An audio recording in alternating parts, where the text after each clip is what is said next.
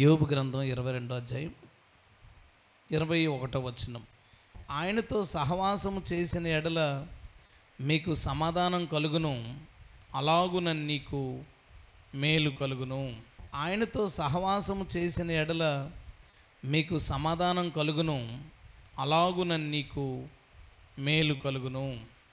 మనం దేవునితో ఏం చేయాలటండి చెప్పండి?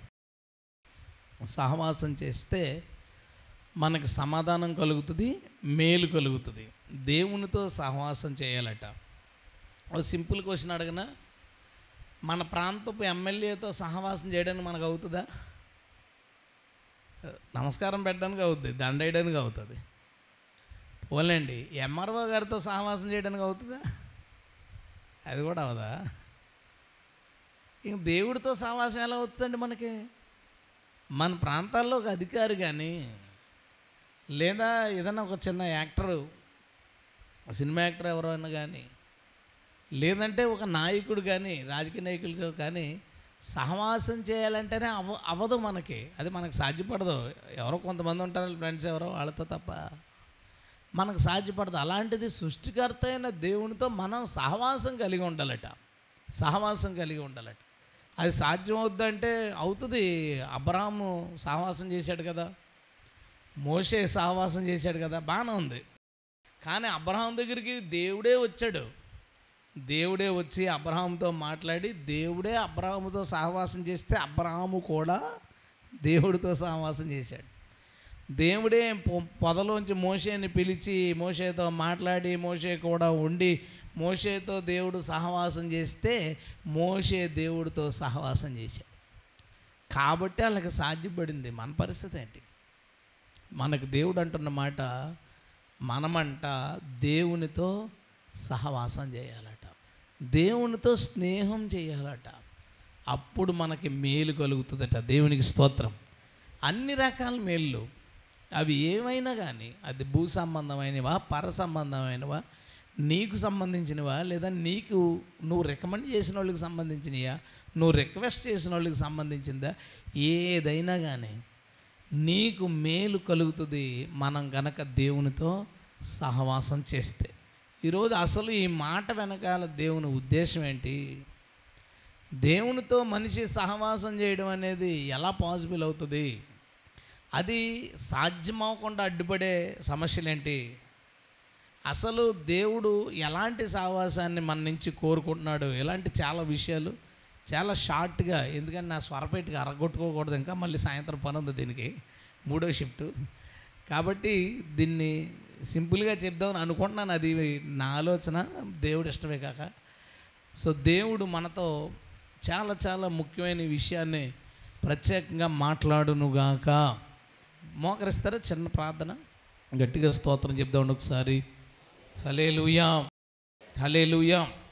దేవుడు మనతో ఏం చెప్తున్నాడండి? ఆయనతో సహవాసం చేయాలి. అప్పుడు మనకి సమాధానం దొరుకుతుంది, మేలు దొరుకుతుంది. చాలామంది చాలా రకాల ప్రయత్నాలు చేస్తారు వాటి కోసం. బట్ చాలా సింపుల్ థింగ్, దేవునితో సహవాసం చేస్తే ఆయన మనకి ఏం కావాలో అవన్నీ ఇస్తాడట. ఒక వచనం నేను మీకు చూపిస్తాను. కొరింథీయులకు రాసిన మొదటి పత్రిక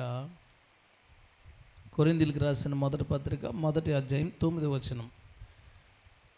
మన ప్రభు అయిన యేసుక్రీస్తు అను తన కుమారుని సహవాసమునకు మిమ్మును పిలిచిన దేవుడు నమ్మదగినవాడు. హల్లెలూయా.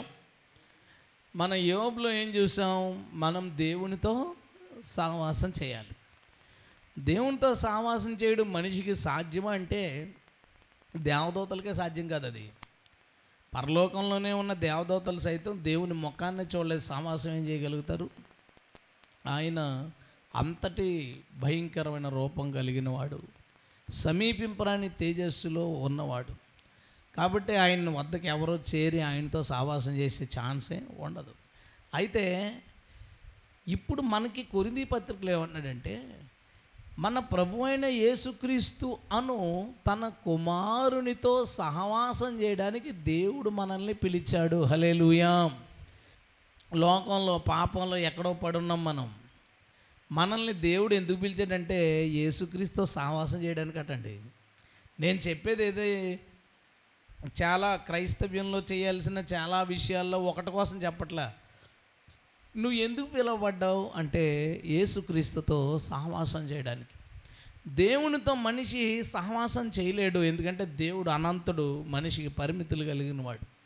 అందుకని దేవుడు ఏం చేశాడంటే మనిషికి కనబడేలాగా, మనిషికి వినబడేలాగా, మనిషి చూడగలిగే ఒక రూపంలోకి వచ్చి దేవుణ్ణి చేరడానికి ఆయనే ఒక మార్గం అయ్యాడు. దేవునికి స్తోత్రం. అందుకే యేసుక్రీస్తు తన గురించి ఏం చెప్పుకున్నాడు? నేనే మార్గమును, నేను మధ్యవర్తిని అన్నాడు. నేను మార్గమును, గొర్రెలు పోవు ద్వారాన్ని నేనే, ఆ డోర్ నేనే. అంటే మనిషి దేవుణ్ణి చేరుకోలేకపోతున్నాడని దేవుడే ఒక మధ్యవర్తిగా ఉన్నాడు. ఇప్పుడు యేసుక్రీస్తుతో సహవాసం చేయడం ద్వారా మనం దేవునితో సహవాసం చేయగలుగుతాం, ఎందుకంటే దేవుణ్ణి చేరలేము కదా. అందుకే దేవుడే మనల్ని చేరాడు యేసుక్రీస్తుగా. దేవునికి స్తోత్రం. సరే, ఇప్పుడు యేసుక్రీస్తుతో సహవాసం చేయడం ఎంత మ్యాటరు? పేతురు వీళ్ళందరూ కూడా తిరిగారు కదా, తిరిగేశారు, మాట్లాడేశారు, సహవాసం చేశారు, అంతా బాగానే ఉంది. వెళ్ళిపోయాడు కదా. ఇప్పుడు శరీరంతో ఉన్నాడా? లేడు. కనబడుతున్నాడా? లేదు. మళ్ళీ ఎలాగ సహవాసం ఎలా మరి? దేవుడు సహవాసం చేయమన్నాడు, నువ్వెక్కడున్నావు, మేము ఎక్కడున్నావు అన్నాం. సరే అయితే వస్తున్నాను అంటే వచ్చాడు, వెళ్ళిపోయాడు. మళ్ళీ ఆ జనరేషన్ కుదిరింది. తర్వాత జనరేషన్స్ పరిస్థితి ఏంటి? సహవాసం చేయాలంటే దేవుడితో. అందుకు దేవుడు ఇంకో పని చేశాడు. కొరింథీయులకు రాసిన 2వ పత్రిక 13వ అధ్యాయం, అంటే ఈ వచనం తెలియని వాళ్ళు ఎవరు ఉండరు క్రిస్టియానిటీలో. 13వ అధ్యాయం 14వ వచనం. ప్రభువైన యేసుక్రీస్తు కృపయు, ఈ స్టైల్లో చదవాలనుకుంటా ఈ వచనాన్ని, ఎప్పుడు మామూలుగా చదువుతానులేండి. ప్రభువైన యేసుక్రీస్తు కృపయు, దేవుని ప్రేమయు, ఏం రాశాడు అక్కడ? పరిశుద్ధాత్మ సహవాసమును మీ అందరికీ తోడయుండునుగాక. హల్లెలూయా. సహవాసానికి ఇప్పుడు ఏం పంపించాడు? పరిశుద్ధాత్మ. దేవుడు పాత నిబంధనలో ఇలా అన్నాడు, నాతో సహవాసం చేయండి. భక్తుడు అన్నాడు, నువ్వెక్కడ నేనెక్కడ ప్రభువా, చేయాలని ఉంది, యాక్సెస్ ఎక్కడుంది అన్నాం. అప్పుడు ఆయన మానవ జాతి అంతటి మధ్యకి మానవుడిగా వచ్చాడు. హల్లెలూయా. ఇప్పుడు ఆయన వెళ్ళిపోయి ఏం చేశారంటే, మనుషులు దేవుడితో సహవాసం చేయడానికి అన్ని విధాలుగా కుదిరేలాగా, అన్ని సమయాల్లో కుదిరేలాగా, అన్ని ప్రాంతాల్లో ఉన్నవారికి కుదిరేలాగా, అన్ని భాషలు మాట్లాడే వాళ్ళకి కుదిరేలాంటి ఒక రూపంలో మళ్ళా ఈ లోకానికి వచ్చాడు. నిజంగా యేసుక్రీస్తు అనే రూపంతోనే ఇంకా ఉండిపోయాడు అనుకుందాం. ఎంతమంది కుదురుతుంది వెళ్ళడానికి? వెళ్ళినా ఆయన్ని పలకరించడానికి కుదురుతుంది తప్ప సహవాసం చేయడానికి కుదురుతుందా? ఒక వ్యక్తి ఉండి ప్రపంచంలో జనాలందరూ వెళ్ళి తీర్థయాత్రకి వెళ్ళినట్టు చూసి బాగున్నావా, దర్శనానికి 4 రోజులు పట్టింది, 40 రోజులు పట్టిందని చెప్పుకుంటే సహవాసం అవుద్దా? దర్శనం అవుతుంది, సహవాసం అవుతుంది. మానవ జాతి దేవునితో సహవాసం చేయాలనేది దేవుని కోరిక. అందుకు తగిన రీతిగా ఆయన మేడగది మీదకు వచ్చాడు. అక్కడి నుంచి ఆయన మొత్తం మానవ జాతి ఉన్న చోటికి, ఆయన యందు విశ్వాసం ఉన్న ప్రతి చోటకి ఆయన ఆత్మరూపిగా ఉండి మనుషులు సహవాసం చేయడానికి అనుకూలమైన రూపంలో పరిశుద్ధాత్మగా మానవ జాతి మధ్య నివాసం చేస్తున్నాడు. హల్లెలూయా. అందుకు ఆయన ఎలా అంటాడు కదా, మీతో మీ మధ్య ఉందును, మీతో మీ మధ్యన ఉందును. అంటే అదే కదా సహవాసం అంటే, మనతో ఉండడమే సహవాసం. ఆయన మనతో ఉండడానికి ఇంక వచ్చేసింది. మనం అనుకున్నాం ఇందాక, అబ్రహాము కుదిరింది, దేవుడే వచ్చాడు కాబట్టి. మోషే కుదిరింది, దేవుడే వచ్చాడు కాబట్టి. ఇప్పుడు మనకు కుదరదా? దేవుడే వచ్చాడు. ఇంకా వాళ్ళు దేవుడు మాట్లాడే వరకు ఎప్పుడు మాట్లాడతాడో వాయిస్ వచ్చేదాకా తెలియదు వీళ్ళకి. లేదా ఏ కొండలోకి పోయి ప్రార్థన చేస్తే ఒక్కసారి ఆ వాయిస్ వస్తే అమ్మ మాట్లాడుకున్నాం బాబు ఈరోజు, మళ్ళీ 10 రోజుల తర్వాత ఏదో దేవుడు చెప్పాలనుకున్నాడు వచ్చాడు మాట్లాడుకున్నాం. ఇప్పుడు మనకు అలా కాదు. మనతో ఎల్లప్పుడూ ఉండటకు ఆయన ఆత్మరూపిగా మన మధ్యకు వచ్చారు. హల్లెలూయా. అందుకే బైబిల్ ఎలా చెప్తుంది, ప్రభువే ఆత్మ, యేసే ఆ ఆత్మ అయి ఉన్నాడు. అందుకే యేసు ఆత్మ, యేసుక్రీస్తు ఆత్మ అని బైబిల్ చెప్తుంది స్పష్టంగా. ఇప్పుడు మనకు అర్థమైన విషయం ఏంటంటే, పరిశుద్ధాత్మతో చట్టపట్టాలు వేసుకుని మనం అలాగా హ్యాపీగా మాట్లాడుకుంటా సహవాసం చేస్తున్నాం అనుకోండి, అదే దేవునితో సహవాసం. ఎందుకంటే పరిశుద్ధాత్మే దేవుడు, దేవుడు ఆత్మ, దేవుడు ఆత్మ కనుక ఆత్మతో సహవాసం చేయడమే దేవునితో సహవాసం చేయడం. అందుకు ఇలా అన్నాడు, పరిశుద్ధాత్మ సహవాసం మీకు కలుగునుగాక అని. హల్లెలూయా. సంతోషం. ఇప్పుడున్న సమస్య ఏంటి? మనకి బాగానే ఉంది, ఇదంతా పరిశుద్ధాత్మతో సహవాసం చేసేద్దాం, ఏముంది పెద్ద. అయితే సమస్య ఏంటి? ఇప్పుడు సమస్య చెప్పుకుని ప్రజెంట్ ఉన్న క్రైస్తవ సంఘానికి దేవునితో సహవాసం లేకపోవడానికి గల కారణాలు ఏంటి? వాటిని చూసిన తర్వాత దేవుడు అసలు ఎలాంటి సహవాసం అనుకుంటున్నాడు, సహవాసం అనుకునే దానికి ఆయన ఏమి ఎక్స్ప్లెనేషన్ ఇస్తున్నాడు అనే దాన్ని చూద్దాం. మొదటిది, మనుషులు ఏమయ్యారంటే, చాలా జాగ్రత్తగా వినాలి ఈ ప్రసంగం. ఈ కొన్ని పాయింట్లు, నెగిటివ్ పాయింట్ చెప్తాను. సహవాసంగా దేవునితో క్రైస్తవుడు సహవాసం చేయకపోవడానికి కారణాలని ఒక కోణంలో నేను చెప్పడానికి ప్రయత్నిస్తాను. దాన్ని జాగ్రత్తగా అర్థం చేసుకోకపోతే నన్ను అపార్థం చేసుకుంటారు. మొట్టమొదటి విషయం ఏంటంటే, క్రైస్తవుడు బైబిల్తో సహవాసం చేస్తూ తద్వారా దేవుడితో సహవాసం మానేశాడు. బైబిల్తో సహవాసం అధికంగా చేయడం వలన దేవునితో సహవాసం మానేశాడు. ఎలా అంటారేమో, ఓ పీడి సుందరకు సంబంధించిన ఎవరినైనా కదిపామనుకోండి, బైబిల్లో విషయాల్ని ఏ మూల నుంచి అడుగో టక్క టక్క అది ఇది ఇక్కడ ఇది ఉంది అక్కడ అది ఉందని చెప్పేస్తారు. అందులో ట్రైనింగ్ అయిన 15 సంవత్సరాల కుర్రాడితో నేను మాట్లాడలేను రెఫరెన్స్లో. అటాక అక్కడ అది ఉంది, అక్కడ ఇది ఉంది, ఇక్కడ ఇది ఉంది. ఆడికి బైబిల్ బాగా తెలుసు, కానీ దేవుడు తెలియదు ఆడికి. నేను చెప్పింది అర్థమైందా? వాళ్ళు బైబిల్ని ఇందులో ఉన్న రెఫరెన్స్లను గుర్తుపెట్టుకుని దీన్ని మైండ్లో పెట్టుకుని దేన్ని కలిపితే ఏమొస్తుంది, దేన్ని కలిపితే వాళ్ళు అనుకున్న సిద్ధాంతానికి సపోర్ట్ చేస్తుంది అనే విషయాన్ని చెప్పగలరు. కానీ ఈ బైబిల్ వచ్చింది మనిషి దేవుడితో సహవాసం చేసేలా చేయడానికి అని తెలియదు వాళ్ళకి. ఈ మాట గుర్తుపెట్టుకోండి. దేవుడు బైబిల్ని ఇచ్చింది మనం బైబిల్తో సహవాసం చేయడానికి కాదు, బైబిల్ చదువుతూ బైబిల్ ద్వారా దేవునితో సహవాసం చేయడానికి. దేవునికి స్తోత్రం. అపార్థం చేసుకోవట్లేదు కదా, నేను బైబిల్ చదవద్దంట్లా. బైబిల్ని దేవుడితో సహవాసం చేయడం కోసం చదువుదాం. బైబిల్ ద్వారా దేవుడితో ఇంకా సహవాసం ఎలా చేయాలో తెలుసుకోవడానికి. అంతే తప్ప డే నైట్లు బైబిల్ తెగ చదివేసి బైబిల్లో అది నేర్చేసుకుని ఇది నేర్చేసుకుని ఈ గుర్తుపెట్టేసుకుని అది గుర్తుపెట్టేసుకుని ఒక్కొక్కరు 119 కీర్తన కంటతారాదా ఇంకా మీ చర్చిలో వాళ్ళకి అని అడుగుతారు. ఏంటది 119 కీర్తన కంటతారాదా మీ వాళ్ళు ఎవరికైనా అంటాడు. ఇంకా మీ చర్చిలో వాళ్ళకి అంటారు, నన్ను అనరు, నాకు వచ్చనుకుంటారు వాళ్ళు. అది మనకు తెలియదు అసలు. అది కాదు, యెహోవా నా కాపరి అనే కీర్తన నేను ఫస్ట్ నుంచి చివరిదాకా చెప్పలేను. నేను బైబిల్ అంతట్లో ఏ ఒక్క అధ్యాయాన్ని బట్టి కొట్టలేదు. అసలు ఏ ఒక్క అధ్యాయం 4-5 వచనాలు ఉన్న కీర్తన కూడా నాకు రాదు, అస్సలు రాదు. నాలా తయారవమని చెప్పట్లేదు. దేవుడు బైబిల్ని ఇచ్చింది నువ్వు గుర్తుపెట్టుకోవడానికి కాదు, నువ్వు దీన్ని అంతటిని నీ బ్రెయిన్లో పెట్టుకోవడానికి కాదు, దీన్ని ఎదరికి వెనక్కి ముందుకి వెనక్కి చదివేసి దీని అంతటిని నీ మైండ్లో పెట్టుకుని నువ్వు దడ రిఫరెన్స్లు చెప్పడానికి కాదు. దేవుడు బైబిల్ని ఇచ్చింది నువ్వు దేవుడితో సహవాసం ఎలా చేయాలో చెప్పడానికి, ఎందుకు చేయాలో చెప్పడానికి, చేయకుండా ఉండడానికి కారణాలు ఏంటో చెప్పడానికి, వీటన్నిటినీ నీకు వివరించి చెప్పడానికి దేవుడు ఈ గ్రంథాన్ని ఇచ్చాడు. దేవునికి స్తోత్రం. దీంతో సహవాసం చేయమని కాదు. నేను విశ్వాసగా ఉన్నప్పుడు అనుకోకుండా నాకు ఒకసారి ప్రసంగం ఇచ్చారు. అది ఒక ఇంటి దగ్గర కూడిక. నాకు 20 నిమిషాలు ఇచ్చారు ముందు వాక్యం చెప్పడానికి, తర్వాత పాస్టర్ గారు వాళ్ళు చెప్పారు.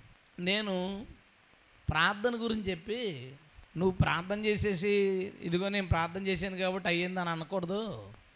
హిందువులు ప్రార్థన చేస్తారు, ముస్లింలు ప్రార్థన చేస్తారు. మన ప్రార్థన జరగడానికి కారణం ఏంటంటే మన ప్రార్థన వినే దేవుడు ఉన్నాడు కాబట్టి దేవుడిది గొప్ప ప్రార్థన కాదన్నాను. అంతే. ఒక 10 సంవత్సరాల పాటు టాక్ ఏంటంటే పీటర్ ప్రార్థనకు వ్యతిరేకి అయిపోయింది. చర్చిలో కుర్రాడు అనే ఆదివారం చర్చికి వెళ్ళకపోతే పాపం అంట కదా, నరకానికి వెళ్ళిపోతారంట కదా అన్నాడు. అరే అలా లేదురా, కొత్త నిబంధనలు ఎక్కడని, మనకు అలాంటి ఆజ్ఞలు ఇవ్వలేదు దేవుడు. సహవాసం ఖచ్చితంగా ఉండాలి. ఆదివారం చర్చికి వెళ్ళకపోతే పాపంలో పడిపోవడానికి అవకాశం ఉంది తప్ప ఆదివారం చర్చికి వెళ్ళకపోవడం పాపం కాదు అన్నాను. అంతే. ఆ 10 సంవత్సరాలు ఈ టాక్ కూడా నడిచింది. పీటర్ ఆదివారం చర్చికి విరోధి. నేను ఎందుకు చెప్తున్నానంటే, ఈరోజు వాక్యం పీటర్ బైబిల్ చదవడానికి విరోధి కాదు. అపార్థం చేసుకోకండి. బైబిల్ నువ్వు దేవునితో సహవాసం చేయడానికి ఇచ్చాడు. దీని ద్వారా నువ్వు దేవుణ్ణి కలుసుకోవాలి అంతే తప్ప బైబిల్ని కలుసుకుని అయిపోయింది అనుకుంటున్నావు నువ్వు గోలు. ఒకసారి రంజిత్ తోఫీర్ ఇలా అన్నాడు, 150 సార్లు చదివి బైబిల్ ఇంకా నాకు బోర్ అనిపించింది పక్కన పెట్టేశాను అన్నాడు. బైబిల్ చదివాడు, బైబిలే తెలిసింది అతనికి. బైబిల్ దేవునితో కనెక్ట్ అవ్వడం గురించి చెప్పిందే, ఆ కనెక్షన్ లేదు. చర్చ్ ఆఫ్ క్రైస్ట్ని తీసుకోండి, కదిపితే రిఫరెన్స్లు దడ దడ దడ దడ దడ రాలిపోతాయి. రిఫరెన్స్ వాళ్ళ దగ్గర నుంచి ఎండిపోయిన చెట్టును ఊపితే ఆకులు రాలుతాయి. అలాగా రిఫరెన్స్లు నోట దడ దడ దడ రాలుతాయి. కానీ వాళ్ళకి దేవుడితో సహవాసం లేదు. కొంతమంది అంటే మనుషులు దేవునితో సహవాసం లేకపోవడానికి మొదటి కారణం ఏంటంటే, బైబిల్తో సహవాసం కలిగి దేవుడితో సహవాసం లేకపోవడం. అది మొదటి కారణం. రెండో కారణం ఏంటంటే, దేవుని సేవకులు ఉంటారు కదా, దేవుని సేవకులతో పరిచయం ఉంటుంది. పరిచయం ఉండొచ్చు, తప్పు కాదు. స్నేహం ఉండొచ్చు, తప్పు కాదు. వాళ్ళతో కలిసిమెలిసి ఉండొచ్చు, ఏమీ తప్పు కాదు. కానీ వాళ్ళతో సహవాసం చేస్తుంటే అదే దేవుడితో సహవాసం చేసినట్టు ఫీల్ అవుతాం చూసారా, అది తప్పు. సేవకులతో సహవాసంతో ఆగిపోయింది. ఇంకా వాళ్ళు ఇక అయిపోయింది వాళ్ళది. మీ అబ్బాయి ఏం చేస్తారంటే, మా అబ్బాయి పాస్టర్ గారు వెనకాల ఉంటాడండి. ఏంటి ఉపయోగం? మనుషులు సేవకులతో సహవాసం చేసి అదే క్రైస్తవ్యం, అదే భక్తి, అదే దేవుడితో స్నేహం అనే భావన కలిగి ఉన్నంతకాలం వాళ్ళు దేవుడితో సహవాసం చేయలేరు. సేవకుడు పక్కన నిలబడి ఫోటో తీయించుకుంటే నేను పరలోకం పోయిననే ఫీలింగ్ ఉంటుంది కొంతమందికి. అదే వాల్పేపర్ మీద ఉంటుంది, అదే గుమ్మం రాగానే తలుపుకి అదే వేస్తారు, లేదా క్యాలెండర్కి పినీ సెట్టు కూర్చేస్తారు దానికి, ఆ ఫోటో ఆయనతో తీయించుకున్న ఫోటో.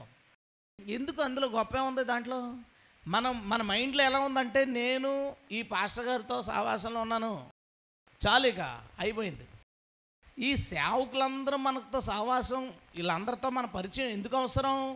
వీళ్ళ ద్వారా దేవుడితో సహవాసం చేయడానికి. దేవునికి స్తోత్రం.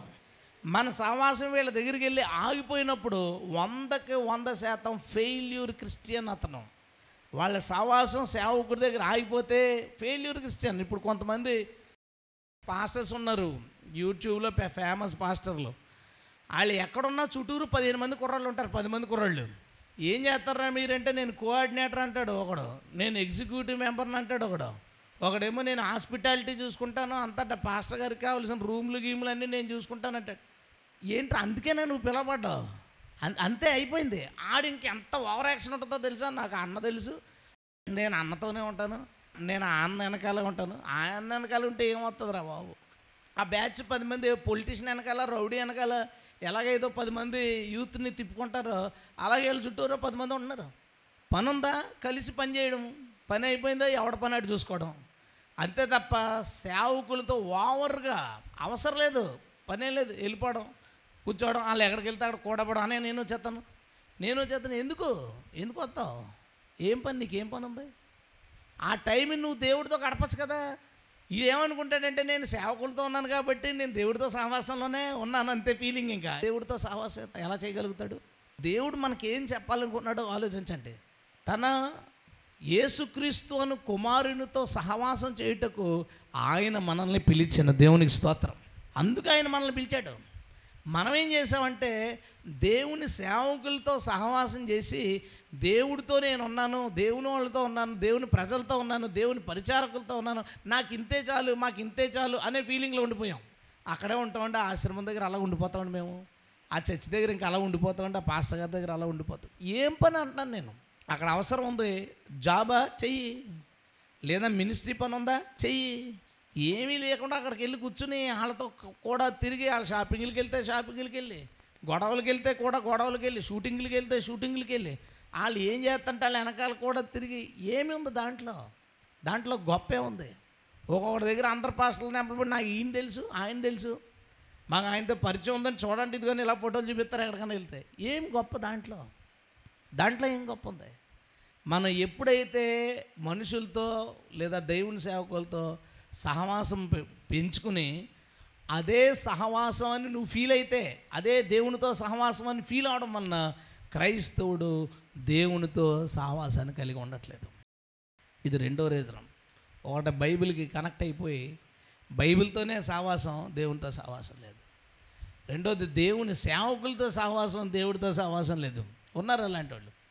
మూడోది, మొన్న ఒక సేవకుని కలిస్తే టేబుల్ మీద 100 పుస్తకాలు ఉంటాయి జనరల్గా చదువుకుని.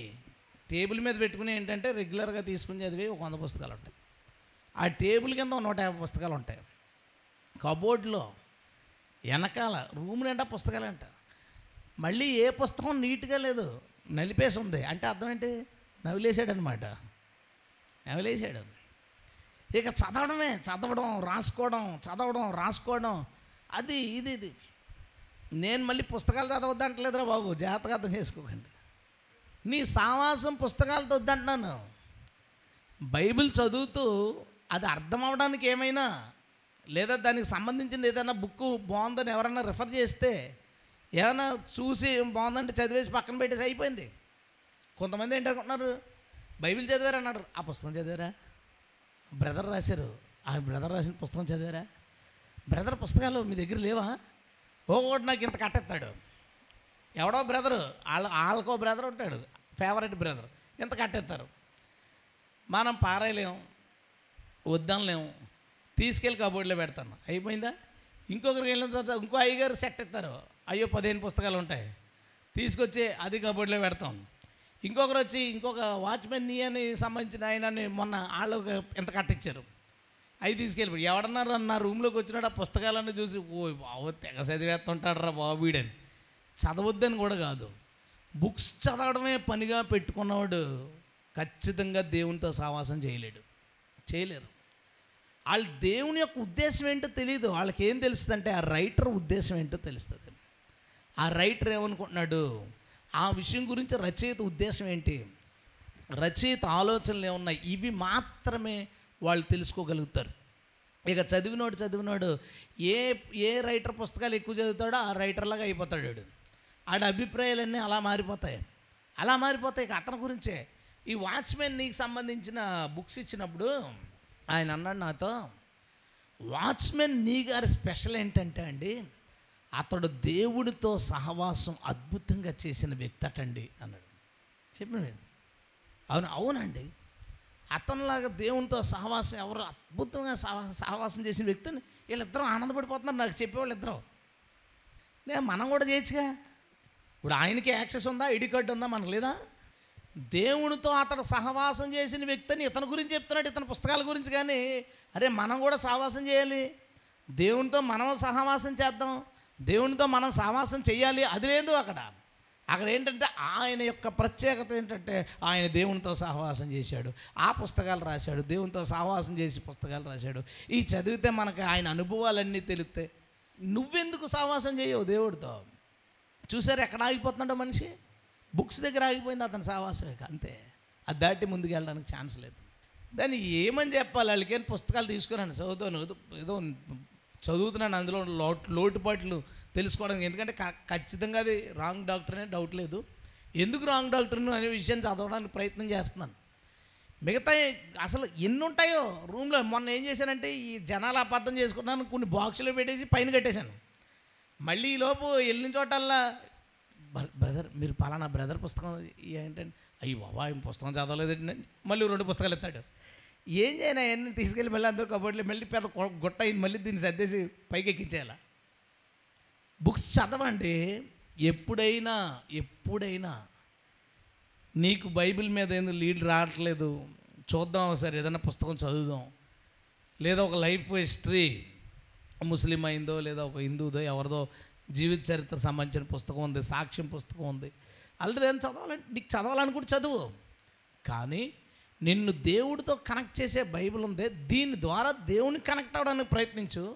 ఆ పుస్తకం చదివినా నీ పని ఏంటంటే పుస్తకంలో ఉన్న సాహిత్యము ద్వారా నువ్వు దేవుడితో సహవాసం చేయగలుగుతున్నావు లేదా, దేవునితో సహవాసం చేయడానికి ఆ సాహిత్యం ఉపయోగపడుతుందా, ఉపయోగించుకుని దేవుని కనెక్ట్ అయిపోయి దీని పక్కన పడే, దీని పని అయిపోయింది, ఇంక పక్కన పెట్టి దేవునితో కనెక్ట్ అయిపో. అంతే తప్ప పుస్తకానికి కనెక్ట్ అయిపోయిన తర్వాత ఆ రచయిత పుస్తకాలు ఇంకేమైనా ఉన్నాయో తెచ్చుకోవడం, చదవడం, ఈ నచ్చేసినాయి కదా ఇంక అక్కడి నుంచి ఆ రచయితని మీరు ఏం చదవలేదా, చదవండి. నువ్వు ఎవరికి ప్రచారకుడు అయిపోయావుక, దీంతో సావాసం చేసి ఆ పుస్తకాలకి ప్రచారకుడు అయిపోయావు. బైబిల్ స్టడీ చేసేవాళ్ళు కూడా నేను సలహా తీస్తున్నాను, ముందు బైబిల్ చదువు, దాన్ని అర్థం చేసుకోవడానికి నువ్వు ప్రయత్నం చేయి. మనం ఆల్రెడీ బైబిల్ చదివాం కాబట్టి నువ్వు ప్రయత్నం చేయి. నీకు ఇంకా ఏమైనా అర్థం కాలేదనుకో, నీకు తెలిసిన వాళ్ళు వీళ్ళు చెప్తారు అనుకున్న వాళ్ళని అడుగు. ఇదంతా తర్వాత కూడా నీకు క్లారిటీ రాలేదనిపిస్తే వ్యాఖ్యానం దగ్గరికి వెళ్ళి చూసి అది ఫైనల్ అనుకోవద్దు, దాన్ని చూడు, అతని ఉద్దేశం ఏంటి చూడు. అందులో బాగుంది అని అనుకుంటే, కరెక్ట్గా అనిపిస్తుంది అనుకుంటే అప్పుడు దాన్ని వాడు తప్ప వాక్యాన్ని అర్థం చేసుకోవడానికి వ్యాఖ్యానం అనే దాన్నే ముఖ్యమైన దానిగా తీసుకోవద్దు. అప్పుడు ఏమవుతుంది, నేను బైబిల్ చదివేటప్పుడు వ్యాఖ్యానాలు లేవు, అది నాకు దేవుడు నాకు దొరికిన కృపది. అప్పుడు వ్యాఖ్యానాలు ఉన్నా నా దగ్గర లేవు, ఒకటి అర్థం లేదు, తెలిసిన పాస్టర్లను ఒక ఇద్దరు ముగ్గురు అడిగేవాడిని, లేదా మోకలేని దేవుడిని అడిగేవాడిని, లేదా పైన చదివి కింద చదివి ఆ అధ్యాయం ఆ పక్క అధ్యాయం చదువుతున్నప్పుడు కూడా అక్కడ డౌట్ ఉండిపోయింది కదా, దానికి సంబంధించి ఆన్సర్ ఏమన్నా దొరుకుద్ది అంటావా, 2 అధ్యాయుల తర్వాత దానికి దొరికితే దీన్ని కంటిన్యూ చేసి ఇక్కడ కన్క్లూడ్ చేశాడనమాట అని నాకు అర్థమయ్యేది. దాని గురించి నేను దేవుడితో చాలాసార్లు మాట్లాడాల్సి వచ్చింది. బైబిల్ అర్థం చేసుకోవడానికి నాకు వ్యాఖ్యానం లేకపోవడం వలన చాలాసార్లు దాని గురించి దేవుడితో మాట్లాడాల్సి వచ్చి అలాగా దేవునితో సావాసం పెరిగింది. దేవుని స్తోత్రం. ఇప్పుడు బైబిల్ చదవడం అర్థం అవ్వకపోతే వ్యాఖ్యానం, మధ్యలో దేవుడిని అడిగే అవసరం ఏముంది, దేవుడితో సహవాసం చేసే అవసరం ఏమి ఏర్పడుతుంది ప్రజలకి, లేదు. అలాగా మనుషులు పుస్తకాలతో సహవాసం చేసి దేవుడితో సహవాసం మానేసిన పరిస్థితులు, దేవుని సహవాసానికి వెళ్ళని పరిస్థితులు. ఇప్పుడు పెద్ద వాళ్ళు, ప్రొఫెసర్లు, గొప్ప వాళ్ళు ఉంటారు చూసారా, వాళ్ళు ఏదైనా చెప్పేటప్పుడు జాన్ మార్క్ ఏమన్నాడంటే, అతని గురించి మనకెందుకు, దేవుడు మనతో ఏం మాట్లాడుతున్నాడంటే చెప్పడు, దేవుడు నాకు ఎలాంటి అనుభవం ఉందంటే దేవుడి విషయం అని చెప్పడు. ఒకరోజు అట్ట జాన్ మార్క్ అతనితో ఎందుకు, నీకెందుకు లేదా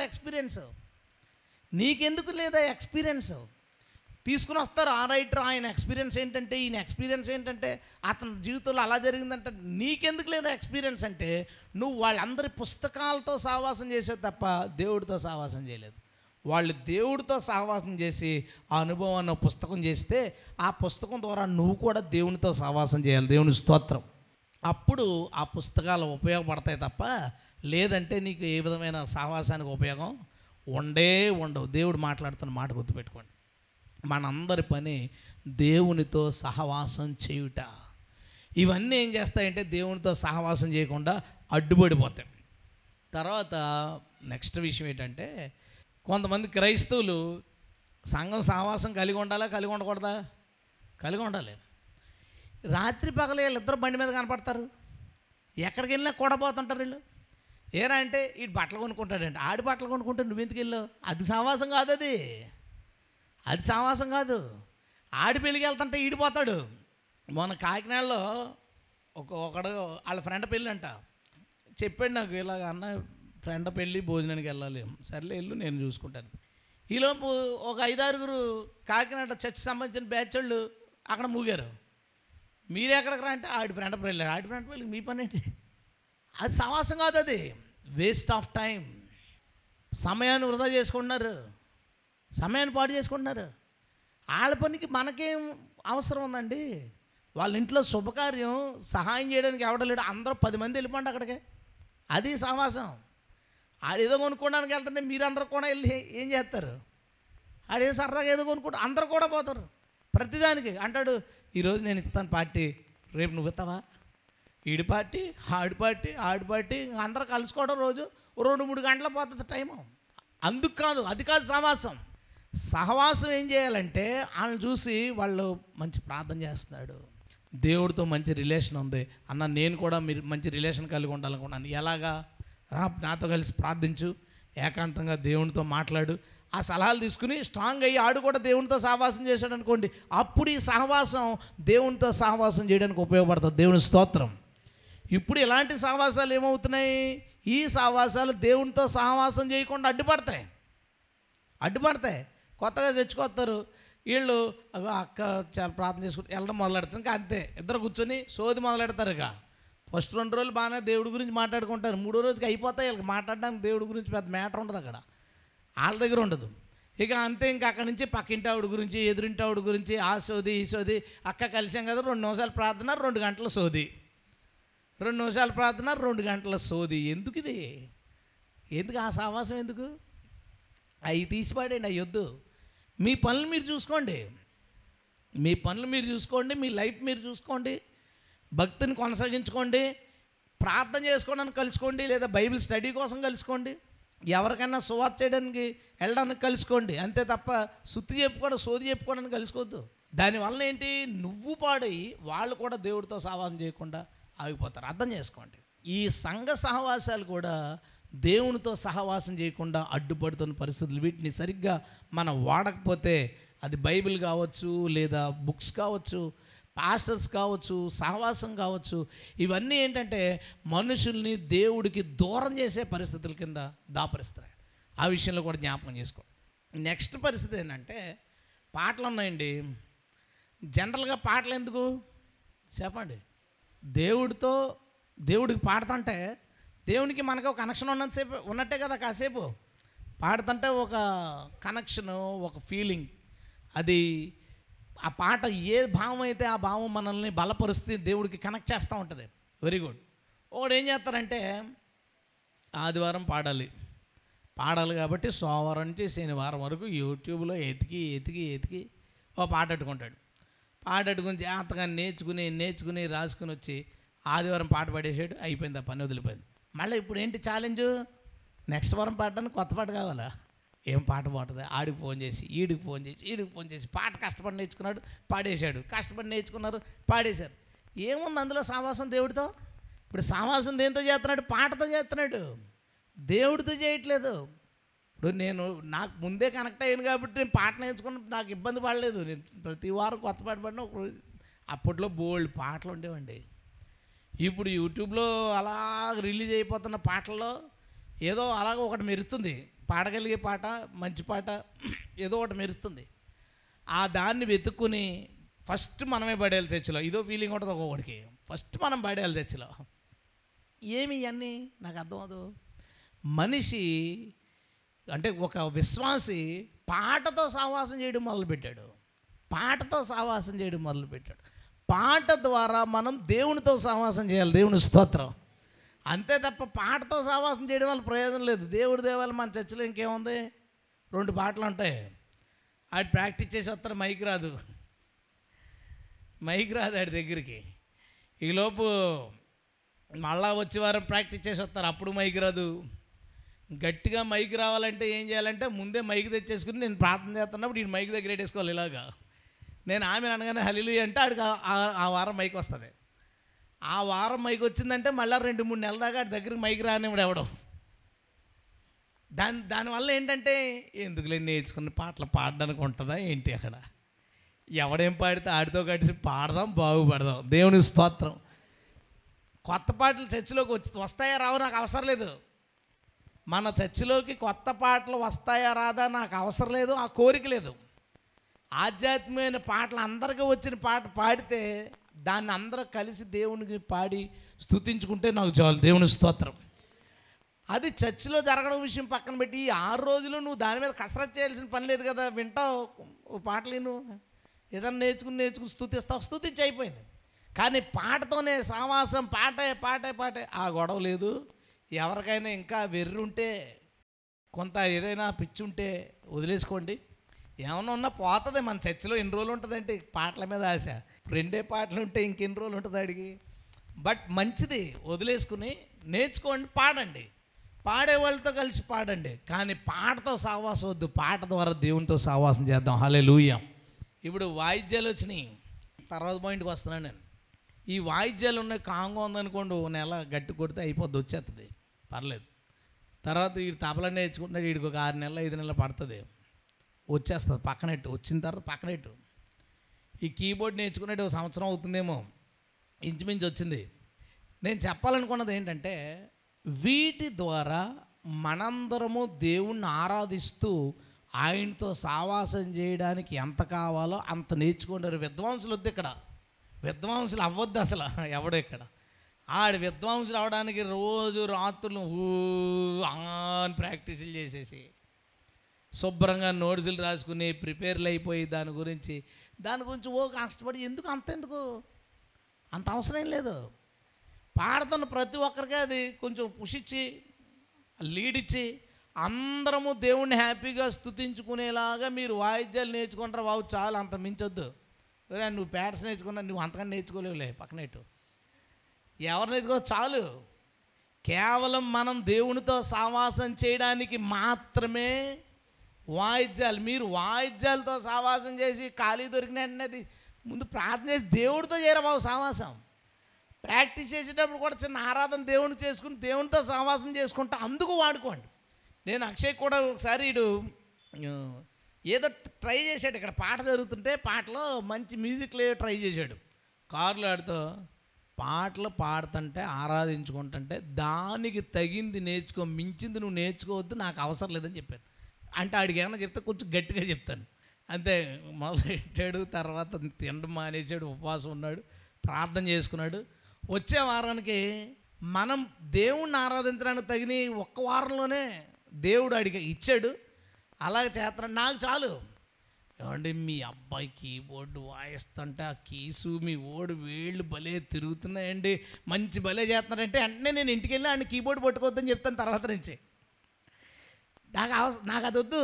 విద్వాంసులు వద్దు మనకి, అద్భుతంగా పాడే అద్భుతమైన విద్వాంస సింగర్లు వద్దు మనకి, విద్వాంసులు గొప్పగా విద్వాంసం చేసేసే విద్వాంసులు వద్దు మనకి. దానివల్ల ఏమవుతుందంటే వాళ్ళు దానికే కనెక్ట్ అవుతారు. నేను చూశాను ఎంతోమంది కీబోర్డ్ ప్లేయర్స్ చూశాను నేను. వాళ్ళు దాన్ని ప్రాక్టీస్ చేయడానికి ప్రయత్నించి దేవుడితో వాళ్ళకి సంబంధం లేదు. ఇక వాళ్ళకి సంబంధం ఏంటంటే ఆ కీసు, ఆ కీబోర్డు, వాళ్ళకి ఆ ల్యాప్టాప్ ఎలా వాడాలి, ఇంకా ఏం వచ్చినాయి కొత్తయే, ఆ music director, cinema music director ఆడెలా వాడాడు, ఈడేం టెక్నాలజీ వాడాడు, ఆడేం టెక్నాలజీ వాడాడు. దేవుణ్ణి వదిలేసి సంగీతంలో చాలా దూరం వెళ్ళిపోతే ఆల్రెడీ ఒకడు సంగీతం వాయించుకుంటా పోయాడు కిందకి. ఎవడాడు? సైతాన్గాడు వాయించుకుంటానే పోయాడు. మనకు అది అవసరం లేదంటున్నాను. మన సావాసం దేవుడితో ఉండడానికి వీటన్నిటినీ మనం వినియోగించుకుందాముగాక. హల్లెలూయా. వేటితో సావాసం వద్దు మనకి, వేటితో వద్దు. మన సహవాసం అంతా దేవునితో ఉండడానికి వీటిని మనం వాడుకుందాం తప్ప అంతకు మించి మనకు అవసరం లేదు. ఆఖరిది నేను 7 విషయాలు చెప్తున్నాను.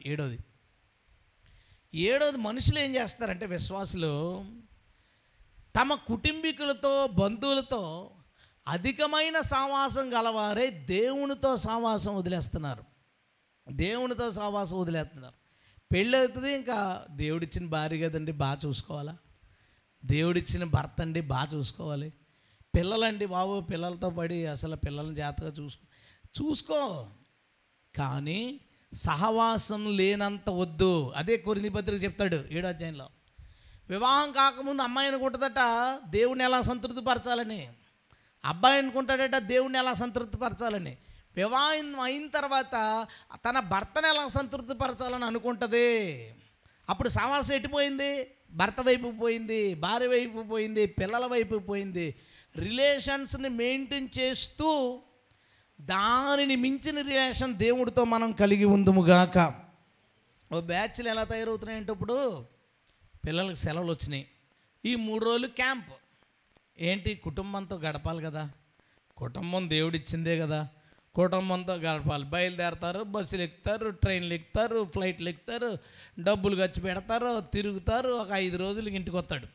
5 రోజులకి వచ్చి, ప్రభా మాకు చాలా సహాయం చేసావు, ఈ 5 రోజులు బేవర్స్గా తిరగడానికి నీకు స్తోత్రాలు. ఈ 5 రోజులు దేవుడితో ఏం సావాసం చేసావు? లేదు. నువ్వు కుటుంబంతో గడుపు, దేవుడితో గడపడానికి ఆటంకమంత కాదు. దేవుని తర్వాతే చాలా దూరంగా మిగతా రిలేషన్స్. దేవుని స్తోత్రం. యేసుప్రభు అన్నమాట ఇది. నాకంటే ఎక్కువగా తల్లినైనను తండ్రినైనను అన్నదమ్ములైన అక్క చెల్లిని ప్రేమించేవాడు నాకు పాత్రుడు కాదు. అంత అంత దారుణమైన డైలాగ్ ఏంటి? నాకు అవసరం లేదాడు, ఆడు నాకు ఉపయోగపడ్డాడు, ఆడు నాకు వద్దనేసాడు అంతే, వాడు నాకు వద్దు, వాడు నాకు సరిపడవు అన్నాడు. దేవునితో ఇప్పుడు ఏంటంటే ఫ్యామిలీ నుంచి చూడొద్దా మరి? వాళ్ళందరూ ఆడు అడుగుతాడు, నాన్న కాశ్మీర్ తీసుకెళ్ళని అడుగుతాడు. యాపిల్స్కే తెచ్చేసి కాశ్మీర్లోకి వెళ్ళిన తర్వాత ఇదే నాన్న చూస్తా ఇక్కడ తినే కూర్చుండని చెప్పాలంతే. చెప్పుకోవాలి పిల్లలకి, ఇంట్లో వాళ్ళకి. భార్య అడుగుతుంది, ఏమండి హైదరాబాద్లో చార్మినార్ ఉంటుందంట, చార్మినార్ చూపించండి అని చెప్పుకోవాలి ఇంట్లో. ఎందుకు మనం వెళ్ళి ఏం చెప్తామమ్మా అక్కడ? కోరికలు పుట్టడానికి మనిషికి ఏమన్నా అద్దులు ఉంటాయా? మీ పిల్లల్ని ఇప్పుడు అలా కూర్చొని ఉన్నారా, ఇంటికి వెళ్ళిన తర్వాత అలా కూర్చుని నాన్న నీకు ఏమేమి కావాలి నాన్న అని అడుగు నువ్వు. ఆడి పొద్దున్నదాకా చెప్తాడు లిస్టు. కోరికలకి అద్దులు ఉండవు. ఆడి చిన్నపిల్లవాడనా ముసలోడిని అడుగు నువ్వు, కోరికలు ఏమంటే చచ్చిపోవాలని ఉందంటాడు అండో. ఆడేమో వాళ్ళని చూడలేదు, వీళ్ళని చూడలేదు, ఆ క్షేత్రం చూడలేదు, ఈ ఊరు వెళ్ళలేదు, ఇవన్నీ చూడాలని ఉంది అని వెళ్ళగలను ఏంటంటాడు. మనుషుల కోరికలకు అద్దులు ఉండవు. సర్ది చెప్పుకుని మాట్లాడకూడదమ్మా, మనం ఇలా వెళ్ళకూడదు. సమయం అంతా అలా పోతుంది. దేవునితో మనం ఎప్పుడు గడుపుతాం? దేవునితో మనం ఎలా గడుపుతాం? క్రైస్తవులు పెద్ద పెద్ద సేవకులు పిల్లలు, పెద్దలు, ఇంకా సంఘాల్లో బాగున్న వాళ్ళు వీళ్ళందరూ కుటుంబాలతో గడపడానికి దేవుణ్ణి వదిలేస్తున్నారు. కుటుంబాలతో సంతోషంగా గడపడానికి దేవునితో సహవాసం వదిలేస్తున్నారు. కుటుంబాలతో ఉండండి, కానీ దేవుని సహవాసం తర్వాతనే. దేవునికి స్తోత్రం. 7 రకాల కారణాల వల్ల సంఘాలు ఏమవుతున్నాయంటే, విశ్వాసులు ఏమవుతున్నారంటే మధ్యలో ఎక్కడో ఆగిపోతుంది వాళ్ళ సహవాసం. ఫ్యామిలీ దగ్గర, బుక్స్ దగ్గర, బైబిల్ దగ్గర, లేదా పాస్టర్స్ దగ్గర, బిలీవర్స్ దగ్గర, పాటల దగ్గర, మ్యూజిక్ దగ్గర, ఎక్కడో చోట వీళ్ళ సహవాసం ఆగిపోతుంది. కానీ వీటన్నిటి మీద కాలేసి ఎగిరి దేవుని చేతిని పట్టుకోవాలి మనం. దేవుని స్తోత్రం. ఇవన్నీ ఉన్నవి ఎందుకంటే వాటిని తొక్కుకుంటూ పైకెక్కి దేవుని పట్టుకోవడం కోసం. వెళ్ళి ఏ మెట్టు దొరికితే ఆ మెట్టు మీద పడుకుని పోయారు క్రైస్తవులు అంతే. పాస్టర్ గారు ఆ మెట్టు మీద పడుకునేవాడు, ఆ మెట్టు మీద పడుకున్నారు. బైబిల్ మెట్టు మీద పడుకునేవాడు, బైబిల్ మెట్టు మీద పడుకున్నాడు. ఈ మెట్లన్నీ ఎక్కుతూ ఒక్కొక్క మెట్లు వాడేసుకుని మనం దేవుని హస్తాన్ని పట్టుకుని దేవునితో సహవాసం గలవారుగా మనం ఉండాలి. హల్లెలూయా. సో దేవునితో సహవాసం కలిగి ఉండకపోవడానికి కారణాలు చెప్పాను నేను ఇవన్నీ. ఇందులో నేను పర్సనల్గా దేవుడితో చాలా మంచి అటాచ్మెంట్ కలిగి ఉంటాను. దేవుడు ఈ సబ్జెక్ట్ నాకు ఇచ్చిన తర్వాత నేను ఈ వారం ఒక రోజు అయితే ఖాళీగా ఉన్నాను, మిగతా రోజులు ఏదో వర్క్ చేశాను జాతగా. బట్ నాకు కుదిరింది, ఎందుకంటే ఫోన్స్ ఎత్తడానికి మాట్లాడడానికి గొంతు లేదు. సో ఫోన్స్ ఎత్తట్లేదు, ఎవరు చేసినా ఇంకా అలా సైలెంట్లో వదిలేసాను. చూస్తున్నాను కానీ మాట్లాడడానికి లేదు. ముఖ్యమైన వాళ్ళకి మెసేజ్ పెట్టాను, లేదా ఎవరితోనో చెప్పించాను, ఫోన్ ఎత్తితే నేను మాట్లాడలే. నాకు టైం దొరికింది. బాగా టైం దొరికినప్పుడు నేను ప్రాక్టీస్ చేశాను ఇంకా ఎక్కువ, దేవుడితో ఇంకా ఎక్కువ ఉండడం చేసే కొద్దీ నాకు ఇంకా ఎక్కువ ఆనందం కలిగింది.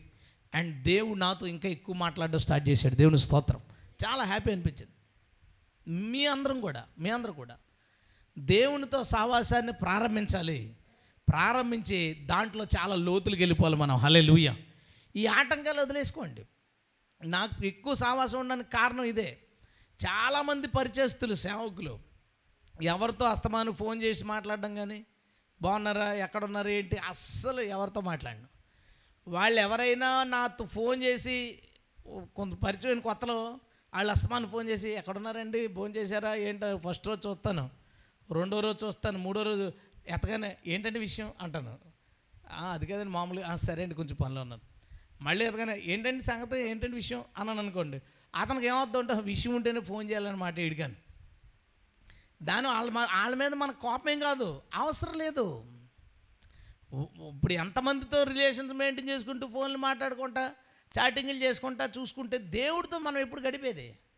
దేవునితో గడపడానికి మన హార్ట్లో ఖాళీ ఎక్కడ ఉంది, మన మైండ్లో అవకాశాలు ఎక్కడున్నాయి చూడండి. అన్నీ కట్ చేసుకుంటా జస్ట్ ఉన్నాం, అందరితో పరిచయం కలిగి ఉందాం, అందరితో ప్రేమ కలిగి ఉందాం, సహవాసం మాత్రం దేవుడితో లోతుగా కలిగి ఉందాం. హల్లెలూయా. అయితే దేవుడు సహవాసం గురించి ఏం మాట్లాడుతున్నాడు? సహవాసం కలిగి ఉండాలి కదా. అసలు దేవుడు ఆయన దృష్టిలో సహవాసం ఏదని చెప్తున్నాడు, ఎలాంటి సహవాసం కోసం ఆయన మాట్లాడుతున్నాడు ఒకసారి మనం చూద్దాం. యోహాన్ రాసిన మొదటి పత్రిక 3వ వచనం నేను చదువుతాను, తర్వాత అసలు దాని ఉద్దేశం ఏంటి పైన చూద్దాం. యోహాన్ రాసిన మొదటి పత్రిక 1వ అధ్యాయం 3వ వచనం. మాతో కూడా మీకును సహవాసము కలుగునట్లు మేము చూచిన దానిని వినిన దానిని మీకును తెలియజేయుచున్నాము. మన సహవాసమైతే తండ్రితో కూడాను ఆయన కుమారుడైన యేసుక్రీస్తుతో కూడాను ఉన్నది. 3వ వచనం ఏమన్నాడంటే యోహాను బెటర్గా చెప్పగలడు, ఎందుకంటే దేవుడితో మంచి సహవాసం కలిగిన వ్యక్తి. తను ఏమన్నాడంటే, మా సహవాసం దేవుడితో ఉంది, మాకు ఎలాగ దేవుడితో ఉందో మీకు కూడా సహవాసం కలిగి ఉండాలని కోరుకుంటున్నాను, అందుకు ఈ మాటలు రాశాను అన్నాడు. చూసారా 3వ వచనం మళ్ళా, మాతో కూడా మీకును సహవాసం కలుగునట్లు, అంటే మాకు సహవాసం కలిగింది దేవుడితో, మీకు కూడా సహవాసం కలగాలని ఈ విషయాలన్నీ మేము చెప్తున్నాం మీకు. మన సహవాసం అయితే తండ్రితో కూడాను ఆయన కుమారుడైన యేసుక్రీస్తుతో కూడా ఉన్నది అన్నాడు. చూడండి, మన అందరి సహవాసం దేవుడితో ఉండాలి. యోహానుకి దేవునితో సహవాసం ఉంది. ఇప్పుడు అతనికి ఉన్న సహవాసం మనకు కూడా ఉండాలని ఈ మాటలు చెప్తున్నాడట. ఏ మాటలు చెప్తున్నాడు? అసలు సహవాసం ఎలా కనెక్ట్ అయింది ఇతనికి, సహవాసం ఎలా చేసేది ఇతను? 1వ అధ్యాయం 1వ వచనం, జీవవాక్యమును గూర్చినది ఆది నుండి ఏది ఉండెనో, మేము ఏది వింటిమో, కన్నులారా ఏది చూచితిమో, ఏది నిదానించి కనుగొంటిమో, మా చేతులు దేనిని తాకి చూచెనో అది మీకు తెలియజేయుచున్నాము. మరలా చదువుతున్నాను, జీవవాక్యమును గూర్చింది, దేవుని యొక్క వాక్యం, జీవం కలిగిన వాక్యం కోసం మాట్లాడుతున్నాడట. అంటే దేవుడే. ఆది నుండి ఏది ఉండెనో, మేమేది వింటిమో, కన్నులారా ఏది చూచితిమో, ఏది నిదానించి కనుగొంటిమో, మా చేతులు దేనిని తాకి చూచెనో అది మీకు తెలియజేయుచున్నాము. ఇందాక ఏమన్నాడు? మాకు సహవాసం ఉంది కాబట్టి మీకు కూడా సహవాసం ఉండాలని తెలియజేస్తున్నాం. వీళ్ళకి సహవాసం ఎలా వచ్చిందంట? స్టెప్ బై స్టెప్ చెప్పాడు, జాగ్రత్త గుర్తుపెట్టుకోండి. అలాగూ స్టెప్ బై స్టెప్ మనం కూడా చూసామా, మనకు కూడా దేవునితో సహవాసం ఏర్పడిపోద్ది. దేవుని స్తోత్రం. దేవునితో సహవాసం కలిగి ఉంటే మనకు సమాధానం కలుగుతుంది, మరియు మేలు కలుగును. ఎలాగ వీళ్ళు సహవాసం చేశారు, ఎలా కరెక్ట్ అయ్యారట? ఫస్ట్ థింగ్, ఆది నుండి ఏది ఉండెనో. వీళ్ళ సహవాసానికి, ఈ వ్యక్తి సహవాసానికి ఎవరిని సెలెక్ట్ చేసుకున్నాడు? ఫస్ట్ది, ఆది నుండి ఏది ఉండెనో. చూశారు కదా మాట. ఇతను సహవాసానికి ఎవరిని సెలెక్ట్ చేసుకున్నాడంటే ఆది నుండి ఉన్న దేవుణ్ణి సెలెక్ట్ చేసుకున్నాడు. దేవునికి స్తోత్రం. సేవకుని సెలెక్ట్ చేసుకోలేదు, పుస్తకాన్ని సెలెక్ట్ చేసుకోలేదు, బైబిల్ గ్రంథాన్ని సెలెక్ట్ చేసుకోలేదు, పాటను సెలెక్ట్ చేసుకోలేదు, మరి దేన్ని సెలెక్ట్ చేసుకోలేదు. అతడు సహవాసం చేయడానికి దేనిని సెలెక్ట్ చేసుకున్నాడంటే ఆది నుండి ఏది ఉండెనో. నీ మైండ్లో అది పెట్టుకో. నా ఫ్రెండ్షిప్, నా సహవాసం దేవుడితో ఉండాలి. దేవుడికి నాకు స్నేహం ఉండాలి. దేవుడితో నాకు సహవాసం అంటే చూడండి, క్లోజ్ ఫ్రెండ్స్ అంటారా మాట. సహవాసం అంటే కలిసి నివసించడం, సహవాసం కలిసి నివసించడం. దేవుడితో కలిసి నివసించాలంట. ఎలా సాధ్యం అవుద్దంటే ముందు దేవుడినే సెలెక్ట్ చేసుకుంటే. దేవుడితో కలిసి నివసించాలంటే దేవుడితోనే చేయాలి సహవాసం. పాస్టర్ గారితో సహవాసం చేస్తే దేవుడి దగ్గరికి వెళ్ళిపోతామేంటి? పుస్తకాలతో సహవాసం చేస్తే దేవుడి దగ్గరికి వెళ్ళిపోతామేంటండి? దేవుడి దగ్గరికే సహవాసం టార్గెట్ దేవుడి మీద పెట్టుకున్నాడు. మొదటిది, ఆది నుండి ఏది ఉండెనో. రెండోది ఏముందండి? మేము ఏది వింటిమో. దేవుని వాక్యం ఆది నుంచి ఉంది, రైట్, ఫస్ట్ థింగ్. రెండోది, అసలు వాక్యం ఎలా వచ్చింది బయటికి? మొదట వాక్యం వినిపించింది. ఎలా వచ్చిందండి? వినిపించింది. నోవాహుతో దేవుడు మాట్లాడాడు. ఏమన్నా పుస్తకం రాసి పంపించాడా? ఎవరితోన్నా లెటర్ రాసి పంపించారా? లేదు. ఎవరన్నా పర్సన్ వచ్చి మాట్లాడా? కాదు. ఎలా వచ్చిందంటే నోవాహుకు వినిపించింది. ఆది నుంచి ఉన్న వాక్యం రెండోదిగా మనుషుల దగ్గరికి ఎలా వచ్చిందో తెలుసా? వినపడింది. అబ్రాహాముకు దేవుని వాక్కు ప్రత్యక్షమై. ఇప్పుడు ఇర్మియా గ్రంథం ఉందండి, ఇర్మియా రాశాడు. ఇర్మియాకు దేవుడి వాక్యం ఎలా వచ్చేది? ఇర్మియా అయితే అందరికీ చెప్పేసేవాడు. ఇర్మియాకు ఎలా వచ్చేది? ఇర్మియాకు వాక్కు ప్రత్యక్షమై వినిపించింది. వాళ్ళకి సౌండ్ వినిపించేది, సమూయేలుతో సౌండ్ వినిపించేది, భక్తులతో సౌండ్ వినిపించి మాట్లాడితే దాన్ని రాశారు వాళ్ళు. భక్తుడు ఏమని రాస్తాడంటే ఆది నుండి ఏది ఉన్నదో, ఏది వినబడిందో ఏది వినబడిందో ఆది నుండి ఉన్న జీవవాక్యం రెండో స్టెప్గా ఏంటో తెలుసా? మనుషులకు వినబడింది. ఆ వినబడిన దాన్ని రాసిందే పాత నిబంధన. మోషేకి వినబడింది, రాశాడు. వాళ్ళకి వినబడింది, రాశారు. వినబడిందని రాస్తే ఏం చేశారో తెలుసా? వీళ్ళు ఆది నుండి ఏది ఉండినో మేము ఏది వింటిమో దాన్ని దృష్టి పెట్టారు. ఇప్పుడు ఆది నుండి ఉన్న దేవునితో సహవాసం చేయాలనుకుంటే ఆది నుంచి ఉన్న దేవుడు ఏమని వినిపించాడో దాని మీద దృష్టి పెట్టారు. దాని మీద దృష్టి పెట్టి పాత నిబంధన చదువుతున్నప్పుడు దేవుని యొక్క స్వరూప స్వభావాలు ఎలా ఉంటాయో స్పష్టంగా తెలుసుకోవచ్చు. దేవుని మనస్తత్వం ఎలా ఉంటుందో స్పష్టంగా తెలుసుకోవచ్చు. నా మాట మీరు వినండి జాగ్రత్తగా. మీరు ఒక వ్యక్తితో క్లోజ్ ఫ్రెండ్ ఎప్పుడయ్యారు? మామూలుగా పరిచయం పలకరం చేసుకున్నాం, అయిపోయింది. క్లోజ్ ఫ్రెండ్స్ ఎప్పుడవుతాం అంటే ఒకరి అభిరుచులు ఒకరు అర్థమై ఉన్నప్పుడు. వాళ్ళకి ఏది ఇష్టం లేదు, ఎప్పుడు మాట్లాడే ఇష్టం, ఏ సౌండ్ ఇష్టం కాదు, ఇవన్నీ మనకు తెలిసినప్పుడు వాళ్ళతో ఒక సావాసం ఏర్పడుతుంది. మనం ఒక వ్యక్తితో క్లోజ్ అవ్వాలంటే వారి టేస్టులు తెలియాలి, వారి అభిరుచులు తెలిసినప్పుడే వాళ్ళతో సావాసం చేయగలుగుతాం. వాళ్ళకి ఏది ఇష్టం లేదో తెలియకుండా మనం వాళ్ళతో ఎలా క్లోజ్ అవ్వకుండా ఉండి కొద్ది దూరం అయిపోతాం. అభిరుచులు తెలియనప్పుడు ఉండే కొద్ది దూరం అయిపోతాం. ఒక్కొక్కరు ఉంటారండి సైలెంట్గా ఉండడం ఇష్టం వాళ్ళకి అనుకుందాం. వాళ్ళ ఇంటికి వెళ్ళి కూర్చుని గట్టిగా నవ్వుతూ మాట్లాడేసి ఎలాగెలా మాట్లాడేసాం. ఆడేమనుకుంటాడు మనసులో, వీడు ఎప్పుడు పోతాడంటావు. తర్వాత సార్ ఫోన్ చేసి వద్దాం అనుకున్నాను ఇంటికంటే ఇంటి దగ్గర లేనురా అంటాడు. ఎందుకు? ఈడు వచ్చాడంటే గేదె నోరు పెడతాడరా. అతనికి సైలెన్స్ ఇష్టం అనుకున్నాం అనుకోండి, అక్కడికి వెళ్ళి మనం సైలెంట్గా ఉన్నాం అనుకోండి, వాళ్ళతో సావాసం ఉంటుందా పోద్దా? ఉంటుంది. మనకు ఒకరితో సావాసం పెరగడానికి వారి అభిరుచులు తెలియాలి. దేవుని యొక్క అభిరుచులు, దేవుని యొక్క స్వభావం, దేవుని యొక్క వ్యక్తిత్వం ఎప్పుడు బాగా తెలుస్తుందో తెలుసా? పాత నిబంధనలో. నేను గాడ్ సైకాలజీ ఎప్పుడైనా చెప్తే ఏ మెసేజ్ల మధ్యన దేవుని స్వభావం గురించి చెప్పాలనుకున్నా 95% అవన్నీ పాత నిబంధనలు. ఎందుకు? పాత నిబంధనలో చెప్పుకున్నాడు. యెహోవా మనసులో సంతాపపడెను. కొత్త నిబంధనలు చూపించాలంటే మాట సంతాపపడెను, యెహోవా అనుకొనెను, బాధపడెను, సంతోషించెను. ఇలాగా ఇవన్నీ ఏంటి? దేవుని యొక్క మైండ్ సెట్ మనకి ఎక్కడ బాగా కనపడుతుంది అంటే ఆది యందున్న వాక్యం వినబడింది చూసావా? ఆ వినబడిన దానిలో దేవుని యొక్క టేస్ట్లన్నీ, దేవుని యొక్క అభిరుచులన్నీ స్పష్టంగా మనకు అర్థమవుతాయి. హల్లెలూయా. అప్పుడు దేవుడితో ఎక్కువ సావాసం చేయొచ్చు. దేవుడు ఎలాంటాడో తెలిసిపోతే దేవుడితో సావాసం చేసేయచ్చు, హ్యాపీగా చేసేయచ్చు. ఇప్పుడు దాగోను గుడిలో బొమ్మ ముందు మందసం పెట్టారు, మనకు తెలుసు.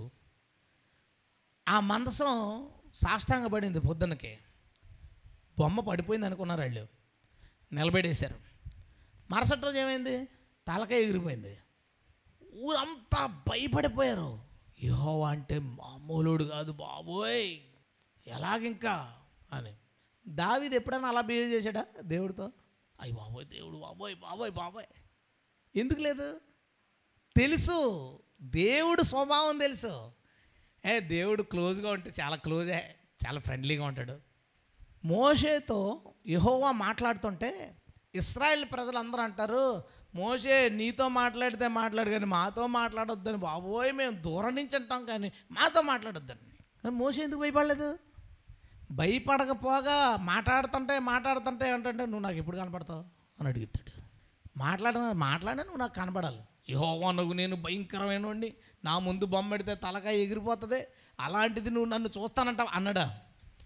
మోషే నా మంచితనం అంతా చూపిస్తాను, సరిపెట్టుకోవచ్చు కదా, చాలదు నాకు నువ్వు కనబడి, పోన్లే నా పార్శ్వభాగాన్ని చూపిస్తాను చూడు అంటే మరి ఇంకేం చేస్తాం, సర్లే అనుకున్నారు. యెహోవా అమ్మోనీలు, ఈ ప్రజలు, శత్రు ప్రజలందరికీ యెహోవా ఎలా తెలుసు? ఫిలిస్తీన్లకు ఎలా తెలుసు? అమ్మోనీలకు ఎలా తెలుసు? పెరిజ్జీలకు ఎలా తెలుసు అంటే యెహోవా భయంకరుడైన దేవుడు. మోషేకి ఎలా తెలుసు? యెహోవా స్నేహితుడు. దావీదుకి ఎలా తెలుసు? యెహోవా స్నేహితుడు. ఆయన స్వభావం తెలిసినోడు వేసే భుజం మీద చెయ్య. నువ్వు క్లోజ్ అవ్వు, నువ్వు భుజం మీద చేయబోతాడు. నన్ను ఏచుగా ఊరుగో ప్రభా చెప్తావు కానీ అలాగా అంటావు. నువ్వు ఆయన అంటే తెలిస్తే ఆయన ఎంత మంచోడో, నువ్వంటే ఎంత ఇష్టమో ఆయనకి, నీతో ఉండడం అంటే ఆయనకి ఎంత ఇష్టమో, నువ్వు ఆయన స్వభావాన్ని తెలుసుకోగలిగితే ఆయనతో చాలా ఎంతైనా సహవాసం చేయొచ్చు. స్వభావం తెలుసుకున్న భక్తులు కాబట్టి దేవునితో వాళ్ళు చాలా క్లోజ్ అయిపోయి స్నేహితులైపోయారు వాళ్ళు. అది మనం తెలుసుకోవాలి. అది ఎలా తెలుస్తుంది? పాత నిబంధనలో దేవుని యొక్క ప్రవర్తనను గుర్తించగలిగితే, గమనించగలిగితే, ఏది వినబడిందో ఆ వినబడిన దానిలోంచి దేవుని స్వభావాన్ని గుర్తిస్తే దేవునితో మంచి సహవాసం మనం చేయగలుగుతాం. హల్లెలూయా. అండ్ ఎంత బాగా అర్థమవుతుందంటే, దేవుడు కొన్ని సెన్సిటివ్ థింగ్స్ ఉంటాయి, సెన్సిటివ్గా దేవుడు భావించేవి. ఉదాహరణకు విగ్రహ సంబంధమైనది ఏదన్నా చిన్నది చేయి, ఖచ్చితంగా లెంపకాయ తగిలేస్తుంది. నువ్వు వేరే పొరపాట్లు చేయమని కాదు నా ఉద్దేశం. చెయ్యి, ఒకవేళ గద్దిస్తాడు, చెప్తాడు, సారీ చెప్తావు, అంత పర్లేదు. విగ్రహ సంబంధమైనది ఏదైనా చెయ్యి నువ్వు, ఇంకా మామూలుగా ఉండదు సీరియస్నెస్. ఎందుకు? యెహోవానగు నేను రోషం గల దేవుణ్ణి, నేను తప్ప మరొక దేవుడు మీకు ఉండకూడదు. ఇప్పుడు ఆయనకి విపరీతమైన ప్రేమ ఉన్నప్పుడు ఇంకొకరి వైపు చూశారంటే ఎలా ఉంటుంది? అది చిన్నది కూడా తట్టుకోరు కదా. సో అది సెన్సిటివ్ విషయం. అందుకని మనం ఏం చేయాలంటే, విగ్రహ సంబంధం దూరంగా పోయామనుకో సావాసం ప్రాబ్లం ఉండదు. కొంతమంది ఏంటంటే, ఒక్కోసారి టీవీ చూసేస్తున్నాం, దేవుడు అన్న కొడేసాడేంటి, సంతర్పణకి వెళ్దాం అని వెళ్ళి చూడు. అది ఇది ఒకటి కాదు, సెన్సిటివ్ విషయం అది. నువ్వు విగ్రహ సంబంధమైన జోలికి వెళ్ళావు, అది సెన్సిటివ్ విషయం, దేవుడికి అది, దానికి కొంచెం రియాక్షన్ గట్టిగా ఉంటుంది. అవన్నీ మనకు అర్థమైనప్పుడు దీనికి ఆయన హెవీగా రియాక్ట్ అవుతాడు. కాబట్టి ఈ విషయంలో ఆయనతో మనకు గొడవద్దు. విగ్రహార్పణ తినేది ఒక చోట మళ్ళీ ఆ మాట వాడాడు, మీకు గుర్తుందా? ఎప్పుడో నిర్గమాకాండంలో నా రూపంలో ఏ విగ్రహం చేయకూడదు, నేను రోషం గలవాడిని ఎత్తిన దేవుడు మరలా కొత్త నిబంధనలు అంటాడు, విగ్రహాలకు పెట్టింది మీరు తింటారా, దేవుడికి రోషం రప్పిస్తారా? చూసారా?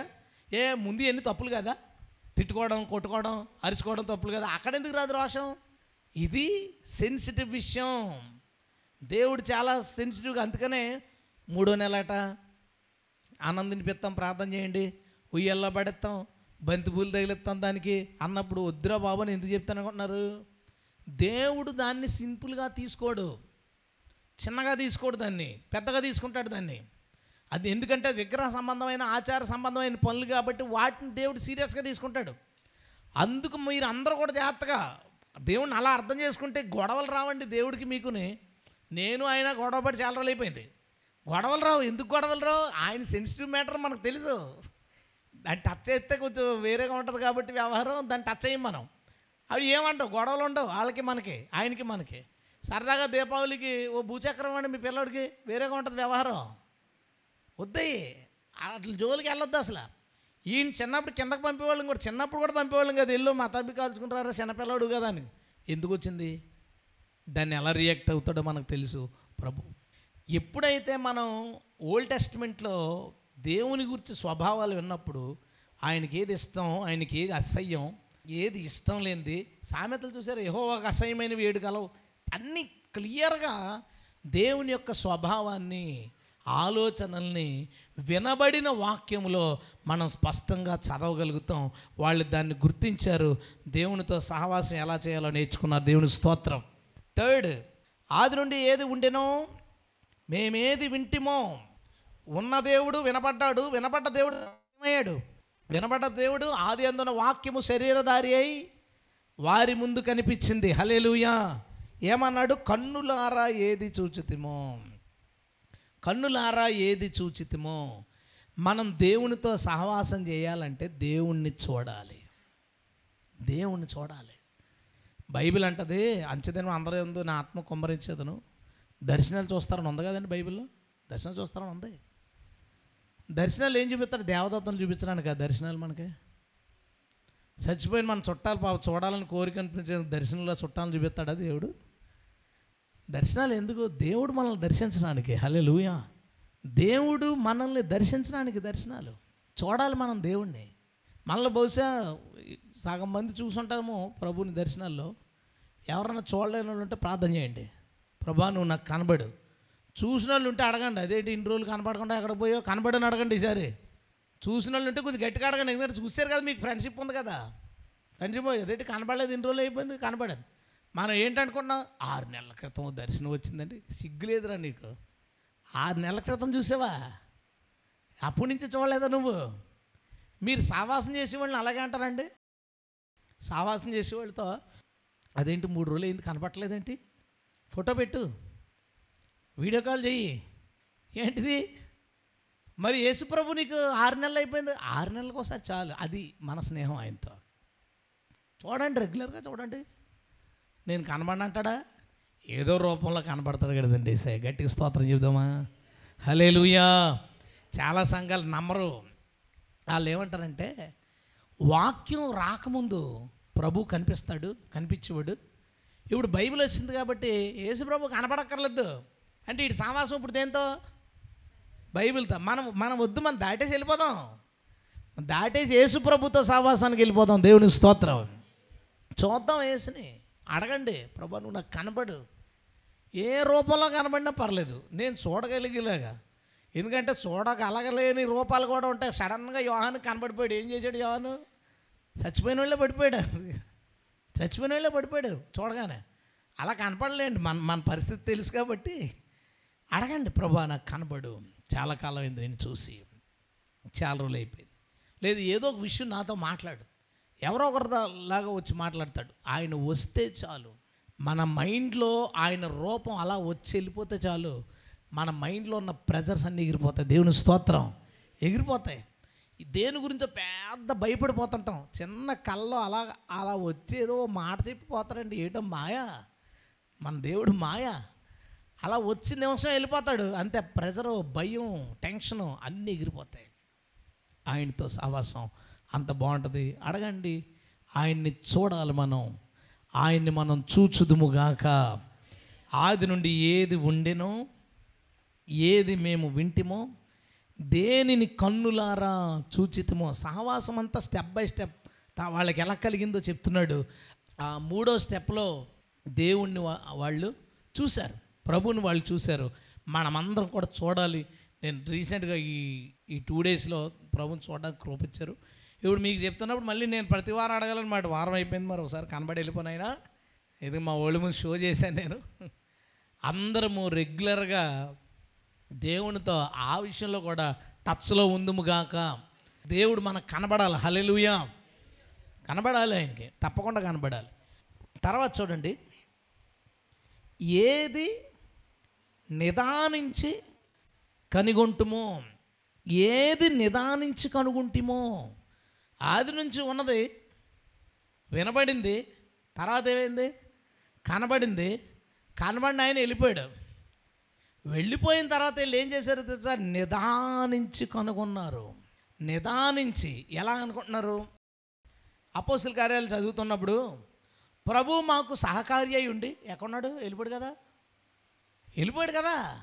మార్క్స్ 16 చూడండి, ప్రభు వారికి సహకారి అయి ఉండి వెళ్ళిపోయాడు కదా. సహకారి ఉండడం ఏంటి? వారు అదృశ్య రూపంలో వారికి సహాయంగా ఉన్న ప్రభువుని నిదానించి చూచితిరి. హల్లెలూయా. దేనిని నిదానించి చూచితమో, మామూలుగా అయితే మామూలుగా కనబడిపోయింది, వెళ్ళిపోయాయి. నిదానించి చూడగలుగుతున్నారు. అప్పుడు వాళ్ళకుండే ధైర్యం ఎలా ఉంటుందంటే, దేవుడు ఈరోజు మనతో మాట్లాడుతున్న మాట ఏంటంటే, నీ అనుదిన జీవితంలో యేసయ్య ఎన్ని విధాలుగా నీకు దగ్గరగా ఉన్నాడో గమనించు. నిదానించి చూడు. ఒక అర్జెంటు పనిలో ఉన్నావు, సడన్గా డబ్బులు కావాలి, ఎవరో వేసారు డబ్బులు సడన్గా. యాదృచ్ఛికంగా వాళ్ళకి డబ్బులు ఇచ్చేయడం కాదు. నువ్వు చూడగానే దేవా స్తోత్రం ఇచ్చావా అలా అనుకోకు. నువ్వు ఆలోచించేసారి, నాకు ఈ టైంకి ఈ డబ్బులు అవసరమని అతనికి ఎలాగో ప్రేరేపించి, అతనికి ఎవరితోనో నా డబ్బులు వేయించి దాంట్లో భాగం వచ్చేలాగా చేసి, ఎంత కష్టపడ్డాడు ప్రభు నా కోసం ఈ పని చేయడానికి. నిదానించి యేసయ్య చేసే ప్రతి పని చూచుదుముగాక. నిదానించి చూడండి. ఇంకా విచిత్రం చెప్తాను చూడండి. నాకు ఆదివారం సబ్జెక్టుల విషయంలో నా ధీమ ఏంటంటే, ఏదో కోణంలో నాతో మాట్లాడతాడు, పరమ ధీమ. కానీ భయం ఉంటుంది, ప్రభా ఇంకా లేట్గా చెప్తే ఎలాగా. ఏ ధీమ ఇలా తీసాను బైబిల్ మొన్న. జస్ట్ ఎందుకో ఇలా తీగానే ఒకే ఒక వచనం కనబడింది. ఇదేంటి ఇలా నాకు ఇలా చూపిస్తుంది, ఇది మూసాను, అయిపోయింది. నాకు అర్థమైపోయింది ఈ ఆదివారం మెసేజ్ ఇదనమాట. అయిపోయింది. నేను రాత్రి మళ్ళీ దాని దగ్గరికి వెళ్ళాను. ప్రభా, ఆ రోజు చెప్పావు కదా, నేను అనుకోకుండా తీశానండి, కనబడింది భలే ఉంది, వచ్చిన దీన్ని ప్లాన్ చేస్తే ఎలా ఉంటుంది అని అనుకున్నాను అనుకో. దేవుడిని నేను చూడలేదు, అప్పుడు నేను దేవుడిని చూడలేదు. అదే ఓపెన్ చేయగానే నాకు అది కనబడినప్పుడు నాకు ఏమర్థమైందంటే, ప్రభువు ఆ పేజీ ఓపెన్ చేసి, ఆ వెర్స్ ఓపెన్ చేసి, ఈ వారంలో నేను మూసుకుని ఇంట్లో కూర్చుంటానని తెలుసు ఆయనకి. ఈ వారంలో ఇంట్లో ఉంటాడు కాబట్టి వీడికి అర్థమవుతుంది బాగానే, సహవాసం అనేది ఇంకా ఎక్కువ వీడికి డీప్గా అర్థమవుద్దని దాసి ఈ వారం నా కంటికి దీన్ని చూపించాడన్నమాట. ఆయన చూసినప్పుడు ఆ ఆనందం, వాక్యం చెప్పేటప్పుడు ఆ కాన్ఫిడెన్స్ ఎంత బాగుంటుంది. దేవునికి స్తోత్రం. అందుకే నేను చెప్పేది, మీ లైఫ్స్లో దేవుడు ఏం చేస్తున్నాడు, మీ జీవితాల్లో యేసయ్య చేస్తున్న పనులేంటి, యేసయ్య చేస్తున్న ప్లాన్స్ ఏంటి, యేసయ్య ఎలా సెట్ చేశాడు ప్రతిదాన్ని, దాన్ని ఏ టైంకి ఇవ్వడానికి ప్రభు ఎలా సెట్ చేస్తున్నాడు, ఎలా ప్రోత్సహిస్తున్నాడు, ఎలా ముందుకు నడిపిస్తున్నాడు, ఇవన్నీ నువ్వు ఆలోచించుకున్నప్పుడు అసలు భయమే రాదు. ఇంకో మాట చెప్పనా, నీ పక్కనే ఉన్నాడు అనే విషయం అర్థమైనప్పుడు ఎంత ఎక్కువ సహవాసంలో ఉంటాం ప్రభుతో. మనం ఇక్కడే ఉన్నాడు పర్లేదు, ఒక్కొక్కరు ఫోన్ చేసి భయపడుతుంటారు, ఏమంటే ఇంట్లో ఏదో ఉన్నట్టు అనిపిస్తుంది. నీకు ఇంట్లో ఉన్న దెయ్యాన్ని గుర్తుపెట్టావు కానీ ఇంట్లో ఉన్న దేవుణ్ణి గుర్తుపట్ల, అది ప్రాబ్లం. నీ ఇంట్లో ఉన్న దెయ్యం గుర్తుపట్టావు, ఇది తిరుగుతుంది ఇంట్లో, కొంచెం కంగారుగా ఉంది మైండ్, మనసంతా గందరగోళంగా ఉంది, నెమ్మది లేదు అంటే దెయ్యం ప్రవేశించిందన్న విషయం గుర్తుంది. కానీ అంతకుముందే యేసుప్రభు వచ్చాడు, ఆ విషయం గుర్తొచ్చు, ఇది బాధండి. నా దగ్గర ప్రభు ఉన్నాడు, ఎక్కడున్నావే నువ్వు అని, నేను ఎక్కడున్నాను, పక్కింట్లో ఉన్నానంటది, అది వెళ్ళిపోద్ది. అది నీవు నీతో ఉన్న ప్రభువుని నిదానించి కనుగొను. క్రైస్తవులు ఫెయిల్ అవుతున్న పెద్ద విషయం ఇది. వాళ్ళు అనుకుంటారు కష్టాల్లో ఉన్నప్పుడు, నష్టపోయినప్పుడు దేవుడు చూడక నష్టపోయారేమో అనుకుంటారు, దేవుడు ఎందుకు ఇలా చేశాడు అని అనుకుంటారు. కాదు, ఎప్పుడు ఆయన నీతోనే ఉన్నాడు, ఆయన నీ పక్కన ఉన్నాడు, దోబూచులాడతాడు కనబడలేనట్టుగా. కొన్నిసార్లు అలాగ సైలెంట్గా ఉంటాడు, ప్రమాదరాగా టక్మని అడ్డుపడతాడు, అక్కడే ఉంటాడు. కొన్నిసార్లు ఏమీ లేనట్టు ఉంటుంది, సడన్గా ఎనిమి వస్తాడు, ఆడు ఎలాగో పోతాడు, ఎక్కడికో పోతాడు. దేవుడు నీతోనే ఉంటాడు, నీతోనే ఉండి ఏ పరిస్థితులైనా సరే నీకు సహాయం చేయడానికి నీ పక్కనే ఉంటాడు. నువ్వు గుర్తిస్తే నువ్వు భయపడవు, నువ్వు గుర్తించావా భయం అసలు నీ దగ్గరికి రానే రాదు. ఇది అందరం గుర్తుపెట్టుకోండి. మన వాళ్ళకి ఆ నమ్మకం ఉంది, నా విషయంలో ఉంది, మీ విషయంలో ఉందా అని అడుగుతున్నాను. నా విషయంలో ఉంటుంది, ఎందుకంటే ఈయన ఎంతమంది ఎత్తుకుని ఈడు దొరకడు అని ఒక కాన్ఫిడెన్స్ మీకు ఉంటుంది. మీ గురించి ఒక శత్రువు కనుక మిమ్మల్ని ఇబ్బంది పెట్టాలని ప్రయత్నిస్తున్నప్పుడు ఆ కాన్ఫిడెన్స్ మీకు ఉంటుందా? ఏం పర్లేదు, ఆడంటే మాత్రం ఆడు చంపుతానన్నాడు, ఆడు నా ఉద్యోగం పీకేస్తానన్నాడు, అధికారులు కలిసితే దేవుడు చూసుకుంటాడు. ధీమాగా ఇంటి దగ్గర పడుకోగలరా? ఆడు వెళ్ళిపోయాడేమో, కలిసేస్తారేమో, మాట్లాడేస్తారేమో, ఏం చెప్పేస్తారో ఏంటో మన గురించి. నువ్వు ఏమనుకోవాలంటే ఆడు వెళ్తాడా, ఆడికంటే ముందు ప్రభు వెళ్తాడులే. ఒకవేళ ఆడు ఉద్యోగం తీయించేస్తాడా, ఉద్యోగం తీయించేటప్పుడు ఈయన ఇంకో ఉద్యోగం ఏదో రెడీ చేసుకుంటాడులే నా కోసం. దేవుని స్తోత్రం. ఆయనను నీ జీవితంలో గుర్తించు. నీ అనుదిన జీవితంలో ప్రభు ఏం చేస్తున్నాడు అనే విషయాన్ని నువ్వు గుర్తించగలిగితే భయపడాల్సిన పని లేదు, కంగారు పడాల్సిన పని ఏం లేదు. దేవుడు నీతో ఎల్లప్పుడూ ఉన్నాడు. హల్లెలూయా. వీళ్ళు ఎందుకు సక్సెస్ అయ్యారో తెలుసా? టార్గెట్ ఎక్కడ పెట్టుకున్నారు? ఆది యందు ఉన్నవాడి మీద. అతన్ని ఎలా అర్థం చేసుకున్నారు? ఏది వినబడిందో దాని నుంచి అర్థం చేసుకున్నారు. ఆయన్ని ఎలా ఉంటాడో కళ్ళారా చూశారు. చూసిన తర్వాత కూడా ఏం చేశారో తెలుసా? వారి అనుదిన జీవితాల్లో ఆయన ఏం చేశాడు? ఆయన ఎక్కడున్నాడు? ప్రభువు నా పక్కన నిలిచి అంటాడు పౌలు. ప్రభువు పక్కన నిలవడం ఏంటి పౌలు? అంతే. ఏంటంటే అంతే. అది నువ్వు ఏదో తేడా సిద్ధాంతం కలవడం అంటారు ఇక్కడ వాళ్ళు. ఇప్పుడు ప్రభు నా పక్కన నిలబడ్డాడంటే ఆ రోజు నేను చాలా ధైర్యంగా ఉన్నానంటే, అలాగే క్రైస్తవులు ఆలోచనేషన్ అయిపోయారండి. నేటి క్రైస్తవులు అందరూ పిచ్చి క్రైస్తవులు అండి, దేవుడు వాళ్ళతో ఉన్నాడు అనుకుంటున్నారు అంటారు క్రైస్తవులు. అరే నువ్వు పిచ్చోడు రా, నీ పక్కన ఉన్న ప్రభువుని చూడలేకపోయాడు. ఆడు పిచ్చోడు అయిపోయాడు, ఆడు గుడ్డోడు అయిపోయాడు, ఆడు పక్కన ఉన్న ప్రభువుని చూడలేకపోతున్నారు. నీవు దేవునితో సావాసం చేయాలనుకుంటే ఆయన నీతో ఉన్నాడు. నీతో ఉన్న ఆయనను నిదానించి చూడు. హల్లెలూయా.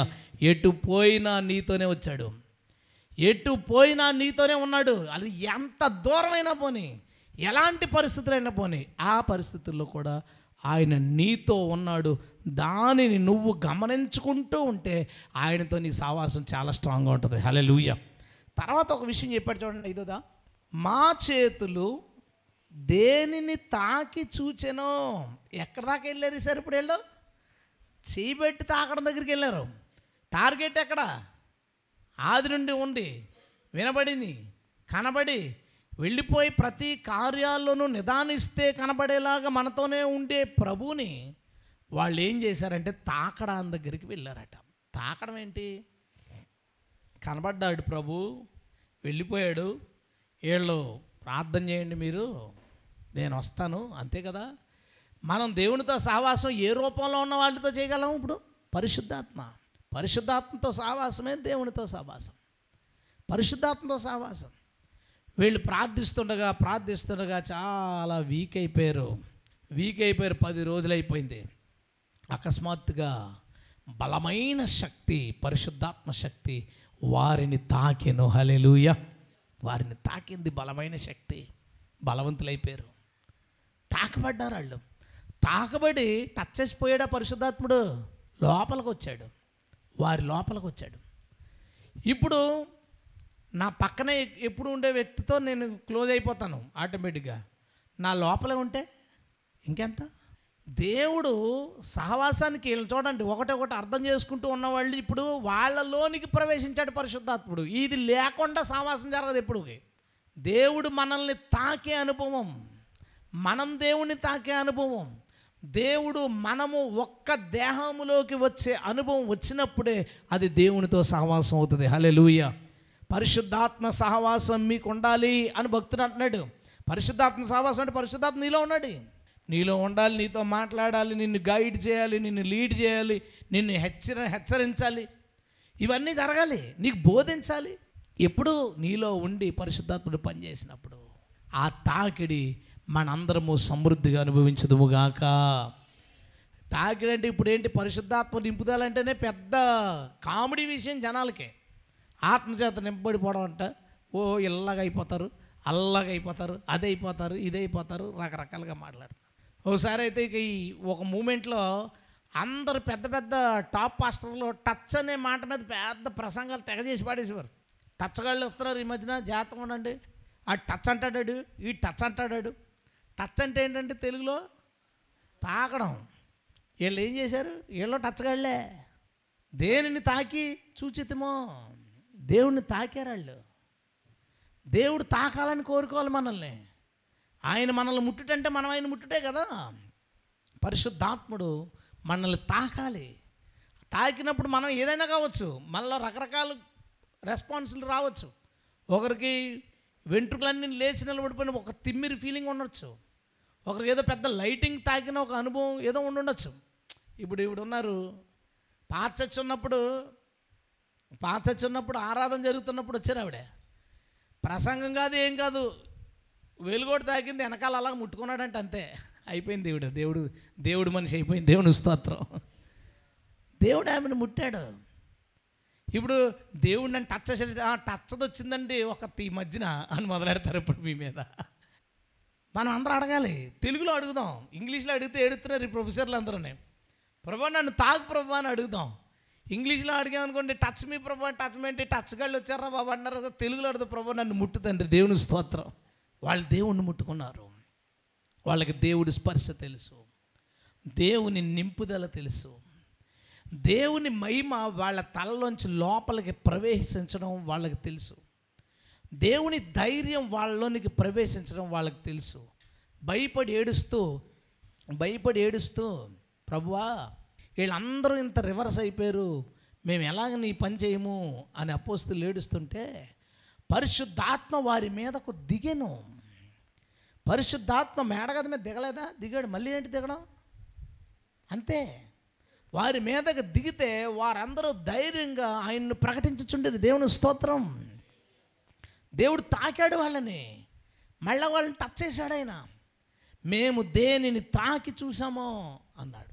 పరిశుద్ధాత్మతో ఆ అనుభవం అంటే దేవుని స్వభావం, దేవుని ఉద్దేశాలు, దేవుని రూపాన్ని చూడడం, అండ్ దేవుని యొక్క తాకిడి అనుభవించడం, దేవుని యొక్క తాకిడి అనుభవించడం, మన జీవితాల్లో దేవుడు చేస్తున్న కార్యాల్లో ఆయన్ని గుర్తించడం, ఇవన్నీ జరిగినప్పుడు అద్భుతమైన సహవాసం దేవుడితో మనకు ఉంటుంది. హల్లెలూయా. పొందుకుందాం అందరూ. ప్రభా నన్ను నీ ఆత్మచేత నింపు, నన్ను తాకు ప్రభా, నాకు ఆ టచ్, నాకు ఆ ఎక్స్పీరియన్స్ కావాలి.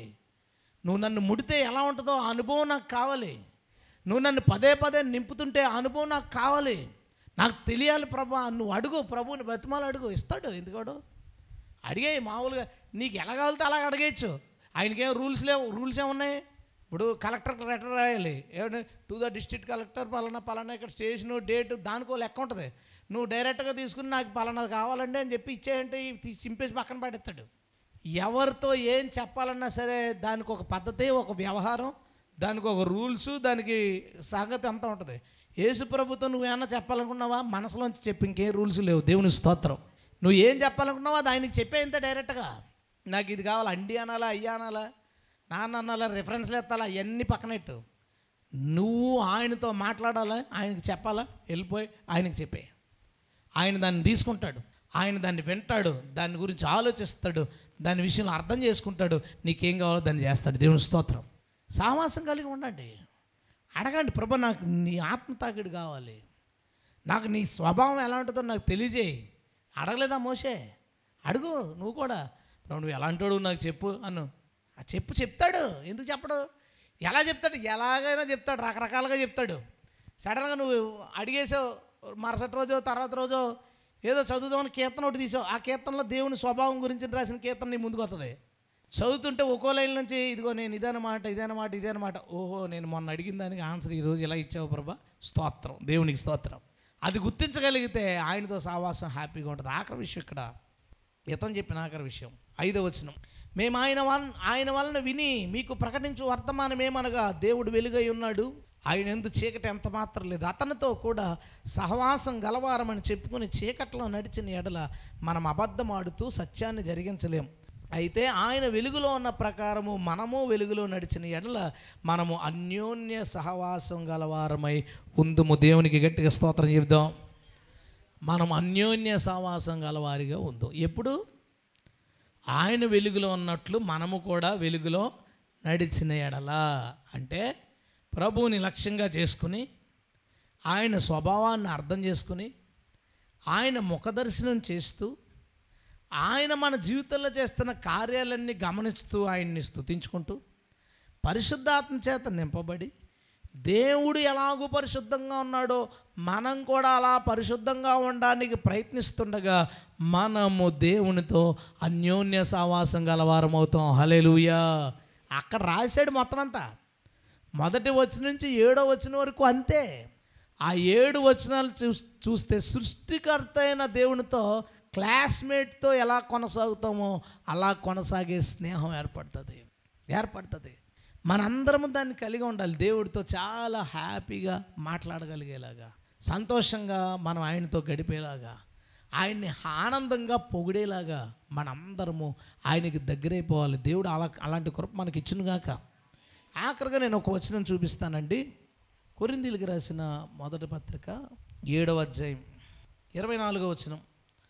సహోదరులారా, ప్రతి మనుష్యుడు ఏ స్థితిలో పిలువబడినో ఆ స్థితిలోనే దేవునితో సహవాసము కలిగి ఉండవలెను. హల్లెలూయా.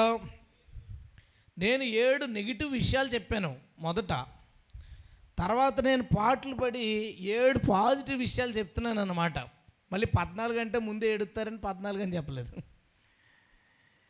7వ విషయం పాజిటివ్గా దేవునితో సహవాసం కలిగి ఉండడానికి చాలా ముఖ్యమైన ఇంకొక విషయం ఏంటంటే, ప్రతి ఒక్కరూ ఏ స్థితిలో పిలువబడ్డారో ఆ స్థితిలోనే దేవునితో సహవాసం కలిగి ఉండండి. ఒక్కొక్కడు అంటాడు, ఎంచక్కా మీకు బీచ్ దగ్గర అలాగ సాయంత్రం వెళ్ళిపోయి అక్కడ ప్రార్థన చేసుకుని అలా దేవుడితో బాగా గడపచ్చు. నువ్వెందుకు అలా ఎడుతావు? నీకో స్థితి ఉంది, దాంట్లో నువ్వు సహవాసం కలిగి ఉండు. ఆడుకున్న స్థితిని బట్టి నువ్వు సహవాసం కలిగి ఉండు. మళ్ళా ఏమన్నాడు బైబిల్లో? నీవు ఏ స్థితిలో పిలువబడతావో ఆ స్థితిలోనే దేవునితో సహవాసం కలిగి ఉండు. దేవునికి స్తోత్రం. ఒకరంటారు మాకు పార్క్ ఉంది, పార్క్ ఉంది కాబట్టి మేము సావాసం ప్రార్థన దేవుడితో గడుపుతున్నాం, మీరు ఎలా గడుపుతారండి? అయిపోయిందండి మనసులో, అయ్యో మాకు పార్క్ లేదేటి. ఒరే పార్కా సావాసమా కావాల్సింది? సహవాసమే కదా, పార్క్ ఎందుకు? పార్క్ కూడా ఏముంది? ఒక్కొక్కరికి ఒక్కొక్క స్థితి ఉంటుంది. ఒకరు అంటారు ఇది ప్రేయర్ రూమ్ అండి, ఇందులోకి నేను ఎవరిని రానివ్వను, నేను లోపలికి వచ్చి దేవుడితో సావాసం కలిగి ఉంటాను. ఇంటికి వెళ్ళి మనకు కూడా ఒక ప్రేయర్ రూమ్ ఉంటే బాగుండేది. ఎలాగా మనకు చిన్న గదులు ఎందుకురా, మీరు రోడ్డు మీద ఉండంటే అది ప్రేయర్ రూమ్ కింద పెట్టేసుకోండి.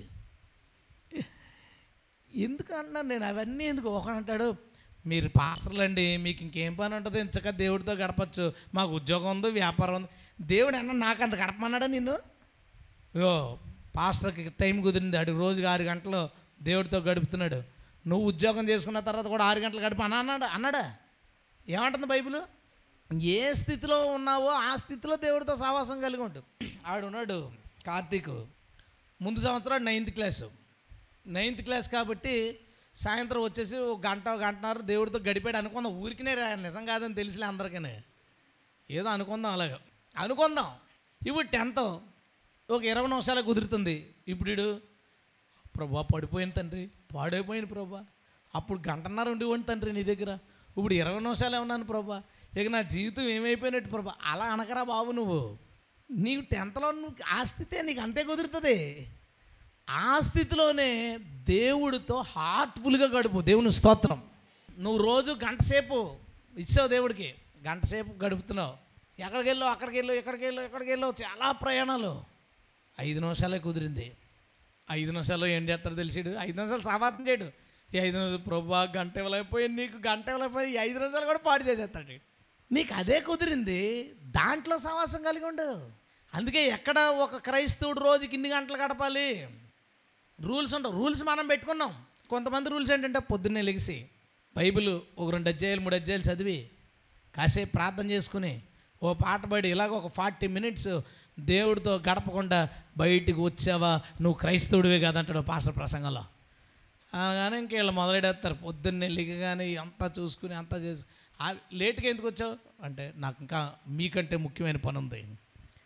ఏంటా పని అంటే పొద్దున్నే దేవుడితో గడపాలి. ఏ మధ్యాహ్నం ఉండడా, సాయంత్రం ఎవరు వెళ్తున్నాడు మీ దేవుడు అని అడిగేటంటే ఏం చెప్తారు సమాధానం? పొద్దుటే దేవుడితో గడపడం తప్పంటలేదు నేను. నువ్వు ఏ స్థితిలో ఉన్నావో ఆ స్థితిలో కంఫర్ట్గా గడుపు ప్రభుతో. వాళ్ళు ఏమంటారు టైం అయిపోతుంది, దీనివల్ల అది కోల్పోయి దానివల్ల ఇది కోల్పోయి, అలా వద్దు. దేవుడు అలా చేయమంటలేదు. నీకు ఏ టైం కంఫర్ట్, కానీ ఖచ్చితంగా సావాసం చేయి. ఖచ్చితంగా సావాసం. ఏ టైం కంఫర్ట్ ఉంది, ఎంతసేపు నువ్వు కంఫర్ట్గా దేవుడితో గడపగలవు తీసుకో ఆ టైము. మోకరించు, మాట్లాడు, చెప్పు, నవ్వుకోండి, ఆనందంగా ఉండండి. బాధపడితే ఏడ్చేయి ప్రభు దగ్గర, పొగిడే. ఏమన్నా చదవాలా కాసేపు చదివిన దాంట్లో బాగుందనిపించిందా టక్మని బైబిల్ చూసి మోకరించి ఎంత బాగా రాయించావు ప్రభు, నువ్వు ఎంత గొప్ప తండ్రి నీకు స్తోత్రాలు, మళ్ళీ చదివి వస్తానే అని చెప్పి మళ్ళీ తీ బైబిల్ గడుపు, నీకు నచ్చినట్టు గడిపేంతే. ఇప్పుడు బైబిల్ టైము కాబట్టి ఇప్పుడు ప్రార్థన చేయకూడదు, ప్రార్థన టైము ఇప్పుడు పాట పాడకూడదు, అవన్నీ వద్దు, అవన్నీ అస్సలు వద్దు. ఒకడు అంటాడు నాతో, తెల్లవారుజామున లేచి ప్రార్థన చేయనోడు పాస్టరే కాదంటాడు. నీకేంటి తెల్లవారుజామున నీ టైం ఏంటి నా టైం ఏంటి? నీకు ఎప్పుడు తెల్లారుద్ది, నాకు ఎప్పుడు తెల్లారుద్ది? నా దేశం వేరు నీ దేశం వేరు. నేను అమెరికా, నాకు 11 గంటలకు తెల్లారుతుంది, నీకు 5 గంటలకు తెల్లారుతుంది. నేను అనేది అదే. ఇప్పుడు నా కంఫర్ట్ని బట్టి నేను పక్కన అంటుంటాను. ఒకడు అంటాడు 3 గంటలు లేచి స్టార్ట్ చేస్తాను పాస్టర్ గారు, నేను 3 to 4, 4:30 ప్రతిరోజు. ఆడు 10 గంటలు పడుకుంటాడు నాకు తెలిసి గ్యారంటీగా. 10 గంటలు పడుకున్నాడు, 3 గంటలు ఎక్కడం విషయం పెద్ద. నీకు అది కుదిరింది. అతన్ని నా కూడా ఒకరోజు తిప్పేసుకుని 1 గంటకో పడుకోబెడతాను, ఏమవుతారు. అప్పుడు లెగిసి ప్రభా పీటర్ కూడా తిరిగి పాపం చేశాను తండ్రి, 3 గంటలు లెగలేకపోయాను ప్రభా పాపం చేశాను అంటాడు. అరే అసలు అది కాదు, దేవుడికి కావాల్సింది అది కాదు. దేవుడికి ఏ టైం అది కాదు, ఎంత టైం అది కాదు. ఆయనకి కావాల్సింది ఏంటో తెలుసా? క్వాలిటీ. హార్ట్ఫుల్గా నువ్వు దేవునితో సహవాసం చేసి ఆయన స్వభావం తెలుసుకుని ఆయనకి నచ్చినట్టు బిహేవ్ చేస్తూ ఆయన అర్థం చేసుకుంటూ ఆయన వెలుగులో ఉన్నట్టుగా నువ్వు వెలుగులో ఉంటూ ఆయన నీ జీవితంలో చేస్తున్న కార్యాలను గమనించుకుంటూ ప్రభువును స్తుతించుకుంటూ గడిపావా, అది ఆయనకు కావాలి. అంతే తప్ప అర్ధరాత్రి లేచేసా. మా చర్చిలో అనేవారు ఎప్పుడు 12 గంటలకు ప్రార్థన చేయకండి, దెయ్యాలు తిరిగే టైం అనేవారు. దెయ్యాలకు వాచీలు ఎవడు కొనిచ్చాడో అది నాకు తెలీదు. 12 గంటలు చూసుకుని బయటికి ఎందుకు వస్తాయి? తర్వాత తెల్లవారుజామున 4 గంటలు చాలా మంచిది, దేవదూతలు తిరిగే టైం అంటే ఆటికి ఎవడ వాచీలు కొనిచ్చాడో తెలీదు. 4 గంటలకు తిరగాలని. ఇంకా జనాలు అలాగే, ఒకరేమో ఒకే ప్లేస్లో చేయాలి, ఒకడేమో ఇప్పుడు కూడా ఆడు స్టాప్ వాచ్ పెట్టుకుని తూర్పు పెట్టే చూసి తూర్పుకి వేస్తాడు మోకాళ్ళు. అంటే దానియేలు తూర్పుకి వేసాడు అంటాడు. జనాలు అలా ఉండిపోయారు. అది ఇవన్నీ అవసరం లేదు దేవుడికి. ఇవి కాదు దేవుడికి కావాల్సినవి. దేవుడికి కావాల్సినవి నువ్వు హార్ట్ఫుల్గా ఆయనతో ఎంతసేపు మాట్లాడావు, హార్ట్ఫుల్గా ఎంతసేపు ఆయనతో ఉన్నావు, ఆయనతో ఉన్న టైం ఎంత క్వాలిటీగా గడిపావు. క్వైట్ టైం అని ఒకటి ఉంటుంది, కొంతమంది పాటిస్తారు.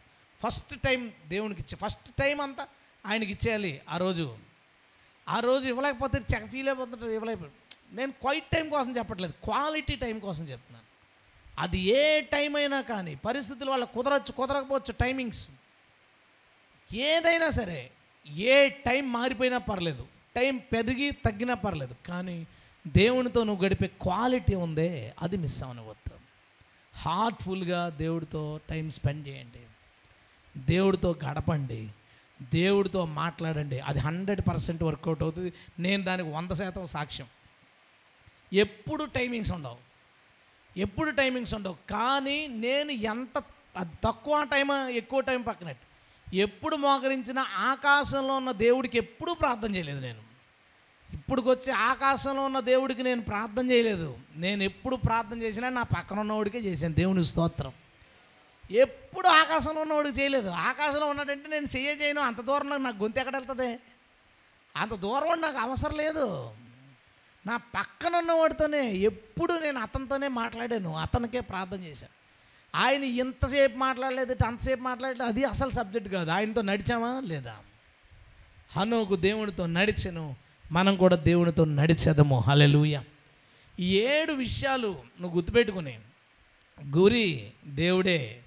మన ఫ్రెండ్షిప్ గురి ఎవరో? దేవుడే. ఆయన్ని అర్థం చేసుకుంటేనే పడేయగలం, అది గుర్తెట్టుకో.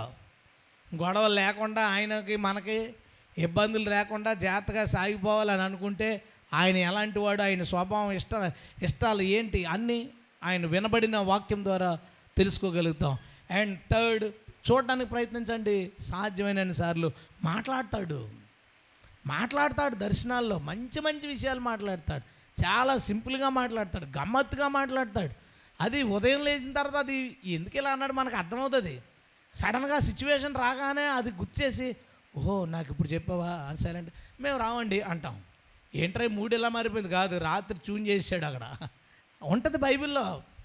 దేవుడు మాట్లాడాలనుకుంటే అంట, యోబులో అంటాడు, ఒక వ్యక్తి పడుకునేటప్పటికి రెడీ చేసుకుంటాడంట ప్రభు ఒక విషయాన్ని. ఆడు పడుకున్నప్పుడు ఆడు మైండ్లో పెడతాడట నిద్రలో. పొద్దున్న లేచాడు కానీ మనస్తత్వం మారిపోద్ది దాని మీద. ఎంత విచిత్రంగా ఉంటుంది చూడండి. దర్శనంలో పడుకున్నవాడితో మాట్లాడి మైండ్ మార్చేశాడు. పొద్దున్న లేచేసరికి అంతా మామూలుగా ఉంది. ఏంటంటే దేవుడు అంతతో మాట్లాడాడు. హల్లెలూయా. సో ప్రభుని దర్శిద్దాం, ప్రభుని చూద్దాం. అండ్ అన్నిటికన్నా ముఖ్యంగా నీ లైఫ్లో ఉన్న యేసును రెగ్యులర్గా చూడు.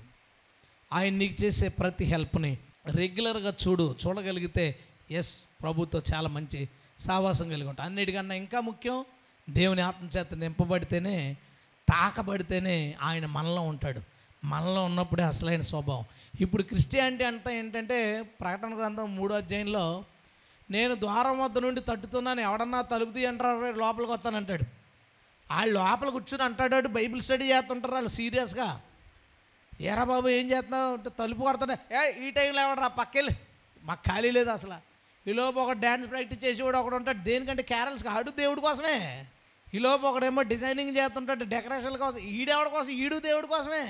ఇంకొకటి పాట ప్రాక్టీస్ చేసేస్తుంటాడు సీరియస్గా, ఆడేవాడి కోసం, ఆడు దేవుడి కోసమే. యేసుప్రభు ఎక్కడంటే బయట తలుపు కొడుతుంటాడు. సావాసం లేకుండా యేసుప్రభు గురించి, యేసుప్రభుతో ఉన్నాం అనుకుంటున్నారు వాళ్ళు. సావాసం లేకుండా ఉన్నారు క్రిస్టియన్స్. అలా అయిపోయింది క్రిస్టియన్. అలా కాదు, దేహమే దేవుని ఆలయం అన్నట్టుగా మన శరీరంలో, మన హృదయంలో ప్రభుని నింపుకొని, ప్రభు చెప్పిన ప్రకారం బ్రతకడానికి వెలుగులో ఉన్నట్టు బ్రతుకుతూ, నీకున్న స్థితిలోనే దేవునితో సావాసం చేయి. నీకున్న స్థితిలోనే. ఒకసారి ఒక ఆమె అంద నాతో, మోకరించి ప్రార్థన చేయాలని ఉందయ్యా, మోకాళ్ళు పట్ల వాళ్ళు మోకరించలేకపోతున్నాను బాధపడిపోతాను. ఎందుకు మోకరించాలని అడిగాను నేను. ఎందుకు మోకరించాలమ్మ, పడుకుని చేయి ప్రార్థన, ఏంటి ప్రాబ్లం? ఆవిడ ఫీలింగ్ ఏంటి పాపం? చర్చిలో పాస్టర్ గారు చెప్పుంటారు, మోకాళ్ళు వేసి ప్రార్థన చేస్తే ఎంత దూరం పోద్దో ప్రార్థన తారాజువలాగా అని చెప్పుంటాడు ఆయన. ఈవిడ అక్కడి నుంచి మోకాళ్ళు వంగట్లేదని ఏడు చేస్తుంది అనుకుంటా. ఎందుకు చేయాలన్నా? నువ్వు ఆ స్థితిలో ఉన్నావు, ఆ స్థితిలోనే సావాసం చేయి, ఆ స్థితిలోనే చేయి సావాసం. ఏంటి సమస్య దాంట్లో? అందరూ మోకరిస్తేనే ప్రార్థననేమో ఎబ్రోనోళ్ళు పెట్టేసి ఇలాగ అందరూ దేనికో రూల్స్ పెట్టారు. సావాసంలో క్వాలిటీ. నువ్వు దేవునితో హార్ట్ఫుల్గా గడుపు, దేవుడు ఆ సావాసంతో నీతో ఉంటాడు. ఆయన మనం కలిసి నడుచుకుంటా నిత్య జీవానికి పోదుముగాక.